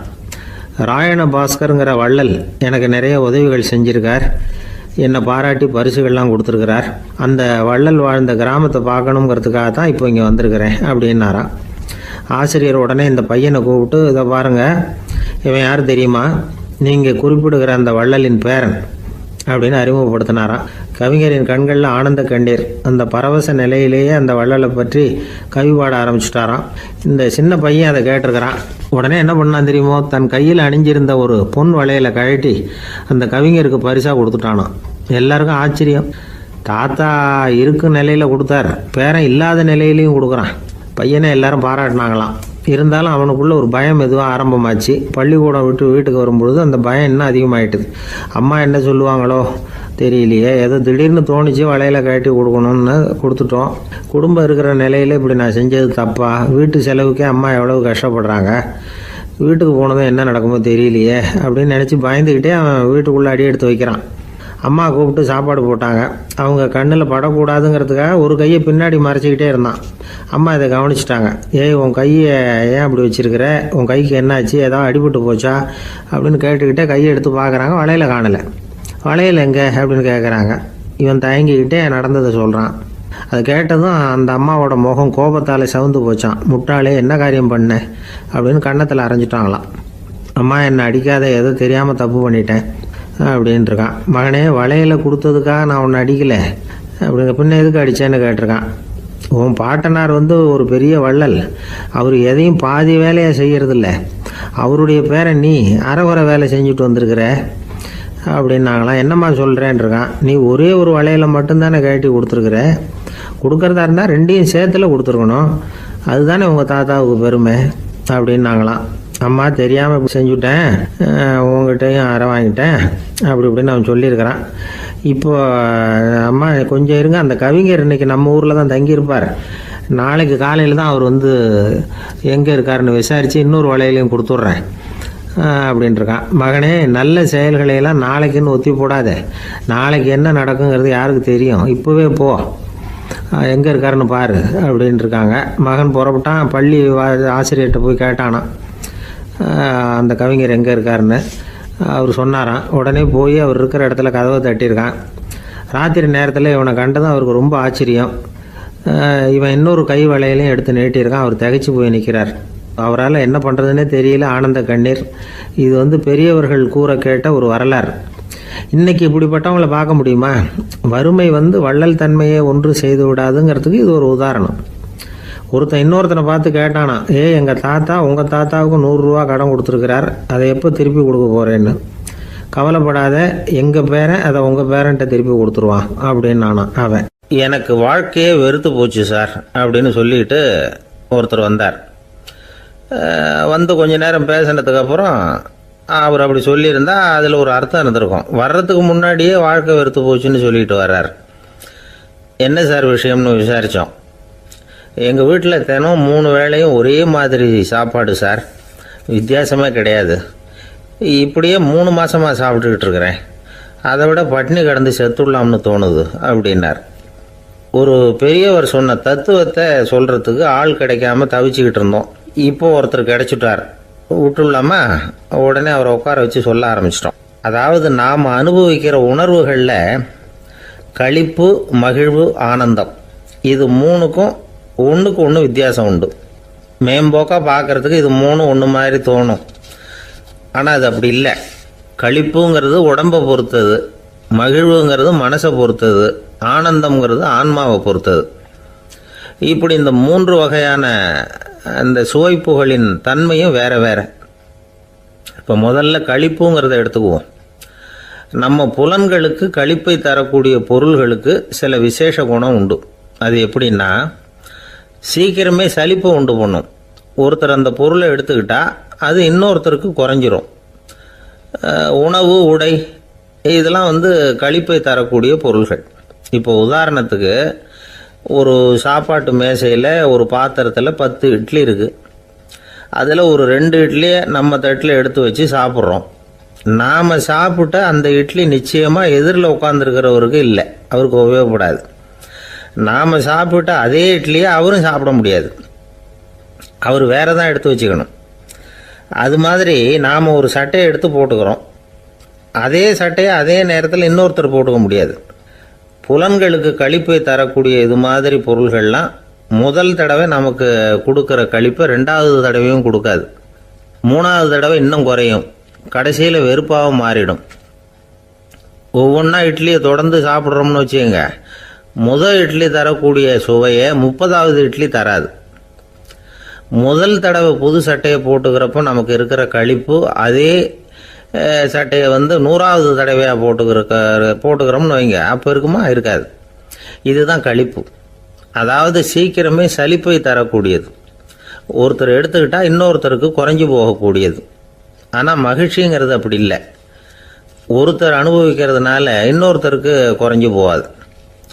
இப்போ காலையில் சூரியன் உதயம் ஆகிறத பார்த்து சந்தோஷப்படுறோம், அதையே இன்னொருத்தரும் பார்த்து சந்தோஷப்படலாம். ஒரு நல்ல சங்கீதத்தை கேட்குறோம், ஒரு அழகான ஓவியத்தை ரசிக்கிறோம், நீங்கள் ரசிக்கிற அதே நேரத்தில் இன்னொருத்தரும் அதை ரசிக்கலாம். அதனால் அது குறைஞ்சி போகிறதில்ல. இது மகிழ்வு. ஆனால் ஒன்று, ஒரே பாடலை திரும்ப திரும்ப கேட்டுக்கிட்டு இருந்தால் கடைசியில் அலுப்பு தட்டும். அதாவது மகிழ்வுங்கிறது எப்படின்னா, மற்றவங்களோட பகிர்ந்து கொள்றதுனால குறையாது. ஆனால் ஒரே பொருள் மீண்டும் மீண்டும் அனுபவிப்பை தர்றப்போ முதல்ல மகிழ்வு அதிகரித்து அதுக்கப்புறம் அது மங்கி மறைஞ்சு போயிடும். இதுதான் அந்த மகிழ்வுங்கிறதுக்கு இலக்கணம். சரி, இப்போ 3வதாக சுகம் தரக்கூடிய ஆனந்தம்ங்கிறது எப்படின்னா, இது நமக்கு உள்ளே இருந்து சுரக்கிறது. மனசு சலனங்கள்லேருந்து விடுபடுறப்போ இந்த ஆனந்தம் நமக்கு கிடைக்கும். இது நிலையான சுகம், ஆத்ம சுகம். களிப்பிலிருந்து மகிழ்வுக்கும், மகிழ்விலிருந்து ஆனந்தத்துக்கும் செல்றது தான் மனிதன் நடத்த வேண்டிய முக்கியமான பயணம். இவ்வளவு விஷயத்தையும் கேட்டுட்டு இந்த காலத்து பையன் ஒருத்தன் வந்தான். சார், இப்போ நீங்கள் ஒரு சாப்பாட்டு மேசையில் ஒரு 10 இட்லி வைக்கிறீங்க, என்ன உட்கார வைங்க, எதிரில் இன்னொருத்தனை உட்கார வைங்க, நான் களிப்பு மகிழ்வுலாம் தாண்டி நேரடியாக ஆனந்தத்துக்கு பயணம் பண்ணி காட்டுறேன் அப்படின்னா. ஒன்றும் புரியல அவன் சொன்னது. அது எப்படி, என்ன பண்ணுவ நீ அப்படின்னு சொல்லி கேட்டோம் ஆச்சரியமா. 2 இட்லி சாப்பிட்டா தானே சார் களிப்பு, நான் 10 இட்லியும் மொத்தமாக சாப்பிட்ருவேன், அடுத்தவனுக்கு எதுவும் கிடைக்காது, அவனுக்கு கிடைக்காதபடி நாமே சாப்பிட்டுடுறோம்ல, அதுதானே நமக்கு ஆனந்தம் அப்படின்னு அதுக்கு ஒரு விளக்கம் சொல்கிறான். துஷ்டரை கண்டால் தூர விலகு, இப்படி ஒரு பழமொழி உண்டு. எதுக்காக இப்படி சொல்லி வச்சாங்க? துஷ்டன் ஏதாவது தொந்தரவு கொடுப்பான், அதனால் அவனை கண்டா பயந்துக்கிட்டு ஓடி ஒளிஞ்சிக்கோ அப்படின்னா இதுக்கு அர்த்தம் அப்படி இல்லை. ஒரு துஷ்டன்கிட்ட நெருங்கி போகிறோம்னு வச்சுக்கோங்க, அவன் நமக்கு கெடுதலான ஆலோசனைகள் எதையும் சொல்லலாம், அல்லது அவன் தீய உணர்வுகள் உள்ளவனா இருக்கலாம், அல்லது தீய செயல்கள் செய்யக்கூடியவனா இருக்கலாம், அல்லது தீய நட்புனால அவன் ஏற்கனவே கெட்டு போனவனா கூட இருக்கலாம். இப்படிப்பட்டவனை நெருங்கி போனால் அவனோட பாதிப்பு நமக்கும் வந்துடும். அதனால் விலகி போ அப்படின்னு சொல்கிறாங்க. இதையே கொஞ்சம் விவரமாக இப்போ பார்ப்போமே. இப்போ இந்த துஷ்டர்களை 4 வகையாக பிரிக்கிறாங்க. இந்த 4 வகைக்கும் உதாரணம் வேணும்னா வேற எங்கேயும் போக வேண்டியதில்லை, மகாபாரதத்தை பார்த்தாவே போதும். அதில் இந்த 4 வகையான தீயோரும் வர்றாங்க. முதல் வகைக்கு உதாரணம் சகுனி. இவன் மனசில் எப்பவும் தீய எண்ணங்கள் தான் நிறைஞ்சிருக்கும், கனவுல கூட தீய ஆலோசனைகள். யாராவது ஒருத்தர் நல்லபடியாக வாழ்ந்தா அதை இவனால் சகிச்சிக்க முடியாது. இப்படிப்பட்டவனோட நெருங்கிய தொடர்பு துரியோதனனுக்கு கிடைச்சிது. துரியோதனன் எப்படின்னா, அவன் ஏற்கனவே தீய காரியங்கள் செய்யறதுக்கு தயங்காதவன். அப்படிப்பட்டவனுக்கு தீய போதனைகள் செய்யறதுக்கு சகுனி உதவுனான். இந்த 2 பேரோட சகவாசம் இன்னொருத்தனுக்கு கிடைச்சது. அவன் யாருன்னா துச்சாதனன். அவன் தீய நடத்தை உள்ளவன். இந்த 3 பேரும் ஒன்று சேர்ந்தா என்னத்துக்கு ஆகும்? உலகமே கெட்டு போடும்ல. இந்த 3 துஷ்டர்களோட நல்லவன் ஒருத்தன் சேர்ந்தான். அவன்தான் கர்ணன். கர்ணன் இயல்பாகவே உத்தம குணம் உள்ளவன். அவன் நல்லவங்களோட சேராம இப்படிப்பட்ட கெட்டவங்க கிட்ட நட்பு வச்சுக்கிட்டான். அதனால அவனும் தீய செயல்களில் ஈடுபடுறது மாதிரி ஆயிடுது. துரியோதனனுடைய நண்பனா அவனுடைய ஆதரவுல வளர்ந்ததுனால அவனுக்கு துணையா இருக்க வேண்டி இருக்குது அப்படின்னா. நட்பு உரிமையினால உதவி புரிய வேண்டியது சரிதான், அது தப்புன்னு சொல்ல முடியாது. இருந்தாலும் தீய செயல்களுக்கு உதவி செய்யறது சரியில்லை. புத்தி பலம் புஜ பலம் எல்லாம் இருந்தா கூட தெய்வ பலம் இல்லைன்னா ஜெயிக்க முடியாது. கர்ணன் மகா வீரன். இருந்தாலும் கடைசியில் அவன் கதி என்னாச்சு? அவங்ககிட்ட எல்லா நல்ல குணங்களும் இருந்தது, இருந்தாலும் ஏன் இப்படி ஆச்சு? தீயவர்களுடைய சேர்க்கை தான் காரணம். அவங்களோட சேர்ந்ததுனால இவனையும் அப்படியே நினைக்க ஆரம்பிச்சுட்டாங்கல்ல. 4 வகை துஷ்டர்கள்ல இவனும் ஒரு வகை அப்படின்னு சொல்ல ஆரம்பிச்சிட்டாங்க. அதாவது தீய ஆலோசனைக்கு சகுனி, தீய உணர்வுகளுக்கு துரியோதனன், தீய செய்கைக்கு துச்சாதனன், தீய நட்புக்கு கர்ணன். இப்படி உதாரணமாயிட்டான். அதனாலதான் துஷ்டரை கண்டால் தூர விலகு அப்படின்னு சொன்னாங்க. அது புராண காலம். இப்பெல்லாம் நிலைமை கொஞ்சம் வேற விதமா இருக்குது. அன்னைக்கு ஒரு நாள் அப்படிதான் ஒரு காட்டு பாதையில யாரோ ஒருத்தர் அடிபட்டு கிடந்தார். யாரோ ஒரு துஷ்டன் அவனை அடிச்சு போட்டுட்டு போயிட்டான் போல இருக்கு. அந்த வழியா போன ஒருத்தர் பரிதாபப்பட்டு அவனை போய் தூக்குனார், ஆறுதல் சொன்னார். இதை பாருங்க, இந்த வழியா எப்பவும் தனியா வரக்கூடாது. ஏன்னா இங்க ஒரு ரவுடி இருந்துகிட்டு வர்றவங்க போறவங்களெல்லாம் வழிப்பறி பண்ணிட்டு இருக்கிறதா கேள்விப்பட்டிருக்கிறேன் அப்படின்னாராம். இனிமே அப்படி கேள்விப்பட மாட்டீங்க அப்படின்னு அந்த ஆளு. ஏன்னு கேட்டிருக்காரு இவர். அவன் சொல்லியிருக்கான், நான் தான் சார் அந்த ரவுடி. இந்த வழியா போனவங்க கிட்ட தகராறு பண்ணேன், அவங்க தான் என்ன இப்படி அடிச்சு போட்டு என்கிட்ட இருந்த பணத்தையெல்லாம் பிடுங்கிட்டு போட்டாங்க சார். காலம் ரொம்ப கெட்டு போச்சு அப்படின்னு ரொம்ப பரிதாபமா. ஒரு மனுஷனை பார்த்து என்கிட்ட வாலாட்டாதே அப்படின்னு சொன்னா அவன் நம்மகிட்ட ஏதோ வம்புக்கு வர்றான்னு அர்த்தம். ஒரு நாயை பார்த்து யாரும் என்கிட்ட வாலாட்டாதே அப்படின்னு சொல்றது இல்லை. ஏன்னா நாய் வாலாட்டுனா அது நம்மகிட்ட தன்னுடைய நன்றியை தெரிவிக்கிறதாக நினைச்சுக்கிட்டு இருக்கிறோம். ஆனால் அது அப்படி இல்லை அப்படின்னு சொல்றாங்க அது சம்பந்தமான நிபுணர்கள். ஒரு நாய் தன்னுடைய வாலை இந்த பக்கமும் அந்த பக்கமுமா இப்படியும் அப்படியும் ஆட்டிக்கிட்டு இருந்தா அது பதட்டத்தில் கூட இருக்கலாம். நாய் நட்பாக இருந்தாலும் வாலாட்டும், ஆத்திரத்தில் இருந்தாலும் வாலாட்டும், கோபத்தில் இருந்தாலும் வாலாட்டும், குழப்பத்தில் இருந்தாலும் வாலாட்டும், மகிழ்ச்சியாக இருந்தால் கூட அது வாலாட்டும். அதை நாம் தப்பாக புரிஞ்சுக்கிட்டு அதுகிட்ட போய் மாட்டிக்கக்கூடாது. நாயை பற்றி எனக்கு நல்லா தெரியும் அப்படின்னு சொல்கிறவங்க கூட அதுகிட்ட கடி வாங்கிட்டு நிற்கிறது உண்டு. நிபுணர்கள் என்ன சொல்கிறாங்க தெரியுமா? எப்பவுமே நாய்கள் திடீர்னு கடிச்சு விடுறதில்ல, கடிக்கிறதுக்கு முன்னாடி சில அறிகுறிகளை காட்டும். அதை சரியாக புரிஞ்சுக்கிட்டோம்னா தப்பிச்சுக்கலாம். ஒரு வீட்டுக்கு போகிறீங்க, அங்கே புதுசாக ஒரு நாயை பார்க்குறீங்க, உடனே அதுகிட்ட போய் குனிஞ்சு சிரிச்சுக்கிட்டே அது தலையில் தட்டுறீங்க. இது ரொம்ப தப்பான். ஒரு நாய் இன்னொரு நாயை நேருக்கு நேர் பார்த்து பல்ல காட்டுனா அது தன்னுடைய தன்முனைப்பை காட்டுதுன்னு அர்த்தமா. உன்னை விட நான் பெரியவன் அப்படின்னு சொல்லுதுன்னு அர்த்தம். அதனால் நீங்கள் அது மாதிரி கிட்ட போய் சிரிக்கிறோம் அப்படின்னு நினச்சிக்கிட்டு பல்ல காட்டினா உங்களையும் எதிரியாக நினச்சிரும். இன்னொரு விஷயம் என்னென்னா, தலையில் தட்டுனா நாய்க்கு பிடிக்காது. அது தன்னை அடக்கிறதாகவும் அச்சுறுத்துறதாகவும் நினச்சிக்கிட்டு இருக்கும். சரி, அப்படின்னா புதுசாக ஒரு இடத்துல அல்லது வீட்டில் நாய்க்குட்டியை பார்த்தா என்ன பண்ணுறது? நீங்கள் சும்மா இருங்க, அதுவாக கிட்ட வரட்டும். அதுக்கப்புறம் அதுக்கிட்ட கனிவாக பேசுங்க. கன்னம், மார்பு, தோல் இங்கெல்லாம் தட்டலாம், தப்பு இல்லையா? தலையில் தான் தட்டப்படாதான். ஒரு நாய் உங்களை நோக்கி ஓடி வருது, நீங்களும் ஓடுனா அது துரத்த ஆரம்பிச்சிடும். அசையாமல் சில மாதிரி நின்றுடுங்க, அது கிட்ட வராது. அதுக்கு ஆர்வம் இல்லாமல் போயிடும். ஒரு தெருவில் சின்ன பிள்ளைங்க நிறைய பேர் விளையாடிக்கிட்டு இருக்கிறாங்க. அப்போ சில நாய்கள் அங்கே ஓடி வருது. எல்லாரும் ஓடினாங்க.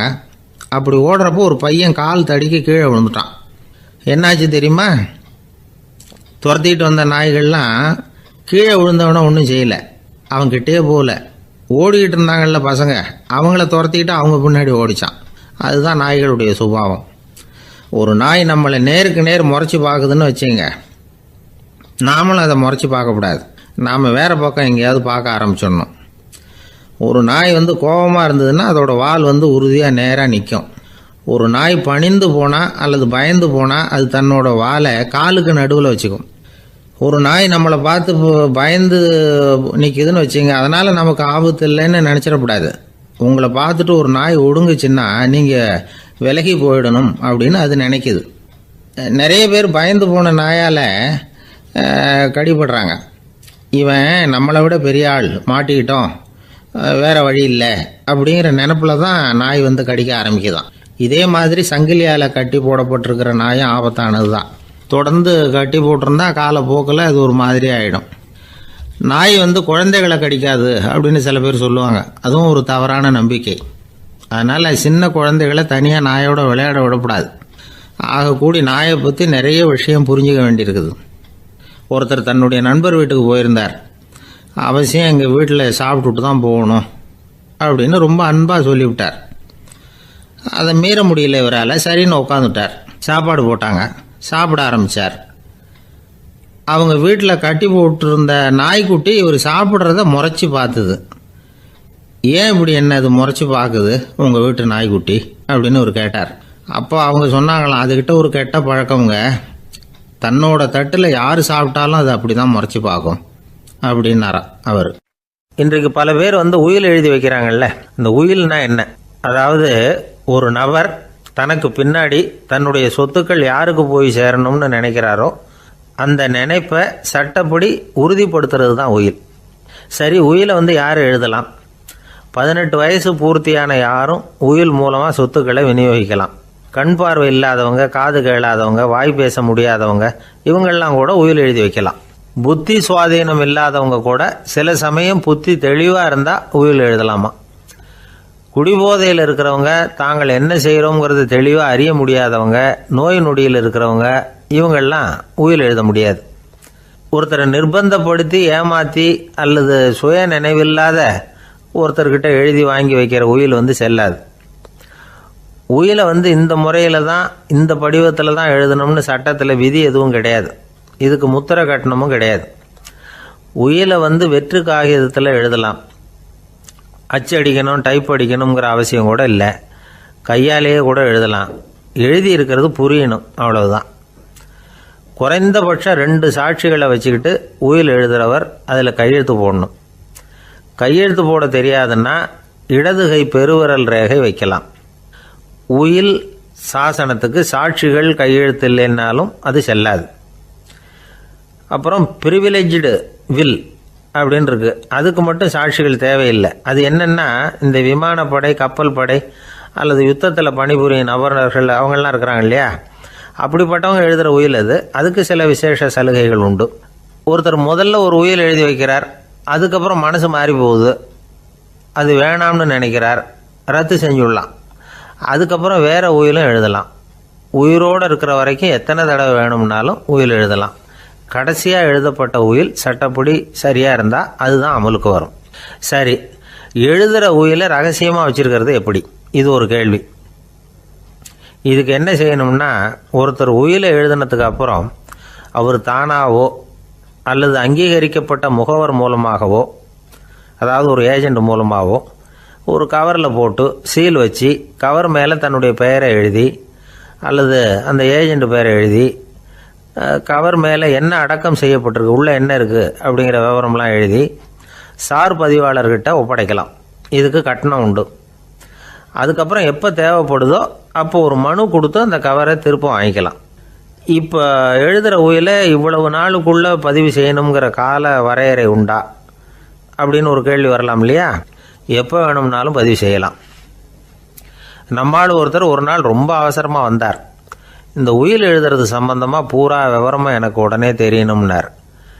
நான் உடனே அவரை வக்கீல் ஒருத்தர்கிட்ட அழைச்சிட்டு போனேன். இவர் அவர்கிட்ட எல்லா விவரமும் கேட்டு தெரிஞ்சுக்கிட்டார். ரொம்ப தேங்க்ஸ்ன்னு சொல்லிவிட்டு 2 பேரும் வெளியில் வந்தோம். அதுக்கப்புறம் இவர்கிட்ட கேட்டேன், ஆமாம் இவ்வளவு விவரமாக கேட்குறீங்களே, உங்களுக்கு எத்தனை பிள்ளைங்க சார் அப்படின்னு கேட்டேன். 6 பேர் சார் அப்படின்னார். சரி, இருக்கிற சொத்து எவ்வளவுன்னு கேட்டேன். அதை இனிமே தான் சம்பாதிக்க போகிறேன் அப்படின்னார். ஒரு ஊரில் ஒரு மன்னர் இருந்தார். அழகான அரண்மனையில் அவர் இருந்தார். அந்த அரண்மனையை விட அழகாக ஒரு மாளிகையை அந்த ஊர்லேயே வேற ஒருத்தன் கட்டியிருந்தான். அப்படி கட்டி முடித்ததில் அவனுக்கு ரொம்ப பெருமை. எத்தனையோ செல்வந்தர்கள்லாம் வந்து பார்த்துட்டு, இந்த மாளிகையை விலைக்கு கொடுத்துட்றியா, எவ்வளவு விலை சொன்னாலும் சரி நாங்கள் வாங்கிக்கிறதுக்கு தயாராக இருக்கோம் அப்படின்னு சொல்லி கேட்டு பார்த்துட்டாங்க. நான் இதை விற்கிறதுக்கு தயாராக இல்லை அப்படின்னு சொல்லிவிட்டான். அவ்வளவு சிறப்பாக கலை அம்சத்தோடு அதை கட்டி முடிச்சிருக்கிறான். அதுவே ஒரு பெரிய அரண்மனை மாதிரி இருந்ததுன்னா பார்த்துங்களேன். சுற்றிலும் அழகான பூந்தோட்டம், ஒரு நாள் அவன் எங்கேயோ வெளியூர் போயிட்டு திரும்பி வந்துகிட்டு இருக்கிறான். அப்போது அந்த மாளிகை தீப்பெற்றி எரிஞ்சிக்கிட்டு இருக்கு. பதறி போட்டான். விலைக்கு கேட்டவங்க யாராவது இதை செஞ்சுருக்கணும், இல்லைன்னா மன்னரே செய்த சதியோ என்னவோ, இப்படிலாம் அவனுக்கு சந்தேகம். ஒரு மூலையில் உட்காந்து அழ ஆரம்பிச்சிட்டான். அந்த சமயத்தில் அவனுடைய மகன் அங்கே ஓடி வந்தான். அப்பா அழாதீங்க, இதை நான் நேற்று ராத்திரியே நம்ம ஊர் மன்னருக்கு விற்றுட்டேன். இதை கட்டி முடிக்க நமக்கு எவ்வளவு செலவாச்சோ அதை போல் 3 மடங்கு விலைக்கு விற்றுட்டேன். கவலைப்படாதீங்க, இதை விட அழகான மாளிகையை நாம் புதுசாக கட்டிக்கலாம்னா. இதை கேட்டதும் அழுதுகிட்டு இருந்தவன் அழுகையை நிறுத்தினான், சிரிக்க ஆரம்பிச்சிட்டான். இதே இடத்த நான் மன்னர்கிட்ட இருந்து விலைக்கு வாங்குவேன், இதை விட அழகான மாளிகையை கட்டுவேன் அப்படின்னு சுற்றி நின்று எல்லார்கிட்டையும் சொல்லிக்கிட்டு இருந்தான். இந்த சமயத்தில் அவனோட இளைய மகன் ஓடி வந்தான். அப்பா, அண்ணன் சொன்னதெல்லாம் சரிதான், மன்னர்கிட்ட விலை பேசினதெல்லாம் உண்மைதான், ஆனால் விற்றது பேச்சு அளவில் தான். இனிமே தான் பத்திரம் வாங்கணும், எழுதணும், நீங்கள் கையெழுத்து போடணும், பதிவு பண்ணணும், மன்னர்கிட்ட பணம் வாங்கணும். அதுக்காகத்தான் உங்களை எதிர்பார்த்துக்கிட்டு இருந்தோம். அதுக்குள்ளே இப்படி ஆயிட்டுதுன்னா. இப்போ சிரிச்சுக்கிட்டு இருந்தாவன் சிரிப்பை நிறுத்தினான். மறுபடியும் குழந்தை மாதிரி அழ ஆரம்பிச்சிட்டான். இது ஒரு சம்பவம். இதிலிருந்து என்ன தெரியுது? அந்த அழகான மாளிகை தன்னுடையது அப்படின்னு நினைக்கும் பொழுது அவனுக்கு அழுகை வந்தது. அது தன்னுடையது இல்லை அப்படின்னு நினைக்கிற போது சிரிப்பு வந்தது. மறுபடியும் அது தன்னுடையது தான் அப்படிங்கிற உணர்வு வரும்பொழுது அழுகை. எது எதிலிருந்து நீ நீங்கி இருக்கிறாயோ அது அதிலிருந்து உனக்கு துன்பம் இல்லை அப்படிங்கிறார் திருவள்ளுவர். இந்த உடம்பு என்னுடையதில்லை அப்படிங்கிற உணர்வு வந்துட்டா அது ஒரு பெரிய நிலை. அந்த நிலை வரணும். எல்லாத்தையும் பயன்படுத்திக்கலாம், ஆனால் பற்றில் விழுந்துடக்கூடாது. உலகத்தில் இருங்கள், ஆனால் உலகத்தவராக இருக்காதீர்கள். உலகிற்குள் இருங்கள், உலகம் உங்களுக்குள் வந்துவிட அனுமதிக்காதீர்கள். விலகி இருங்கள், விழித்திருங்கள், மௌனமாய் பார்த்திருங்கள் அப்படிங்கிறது சான்றோர் கருத்து. செய்ய வேண்டிய கடமையிலிருந்து விலகி இருக்கிறவர்கள் நம்மகிட்ட நிறைய பேர் உண்டு. அப்படிப்பட்ட ஒருத்தர் டாக்டர்கிட்ட போனார். டாக்டர், நான் ஒரு கவர்மெண்ட் ஆஃபீஸில் வேலை பார்க்குறேன், எனக்கு ஒரே அசதியாக இருக்குது, என்னை சோதிச்சு பாருங்கள், ஆலோசனை சொல்லுங்கள் ஏதாவதுன்னார். டாக்டர் அவரை பரிசோதனை பண்ணி பார்த்துட்டு சொன்னார், இதோ பாரு, உனக்கு இப்போ தேவைப்படுறது முழு ஓய்வு.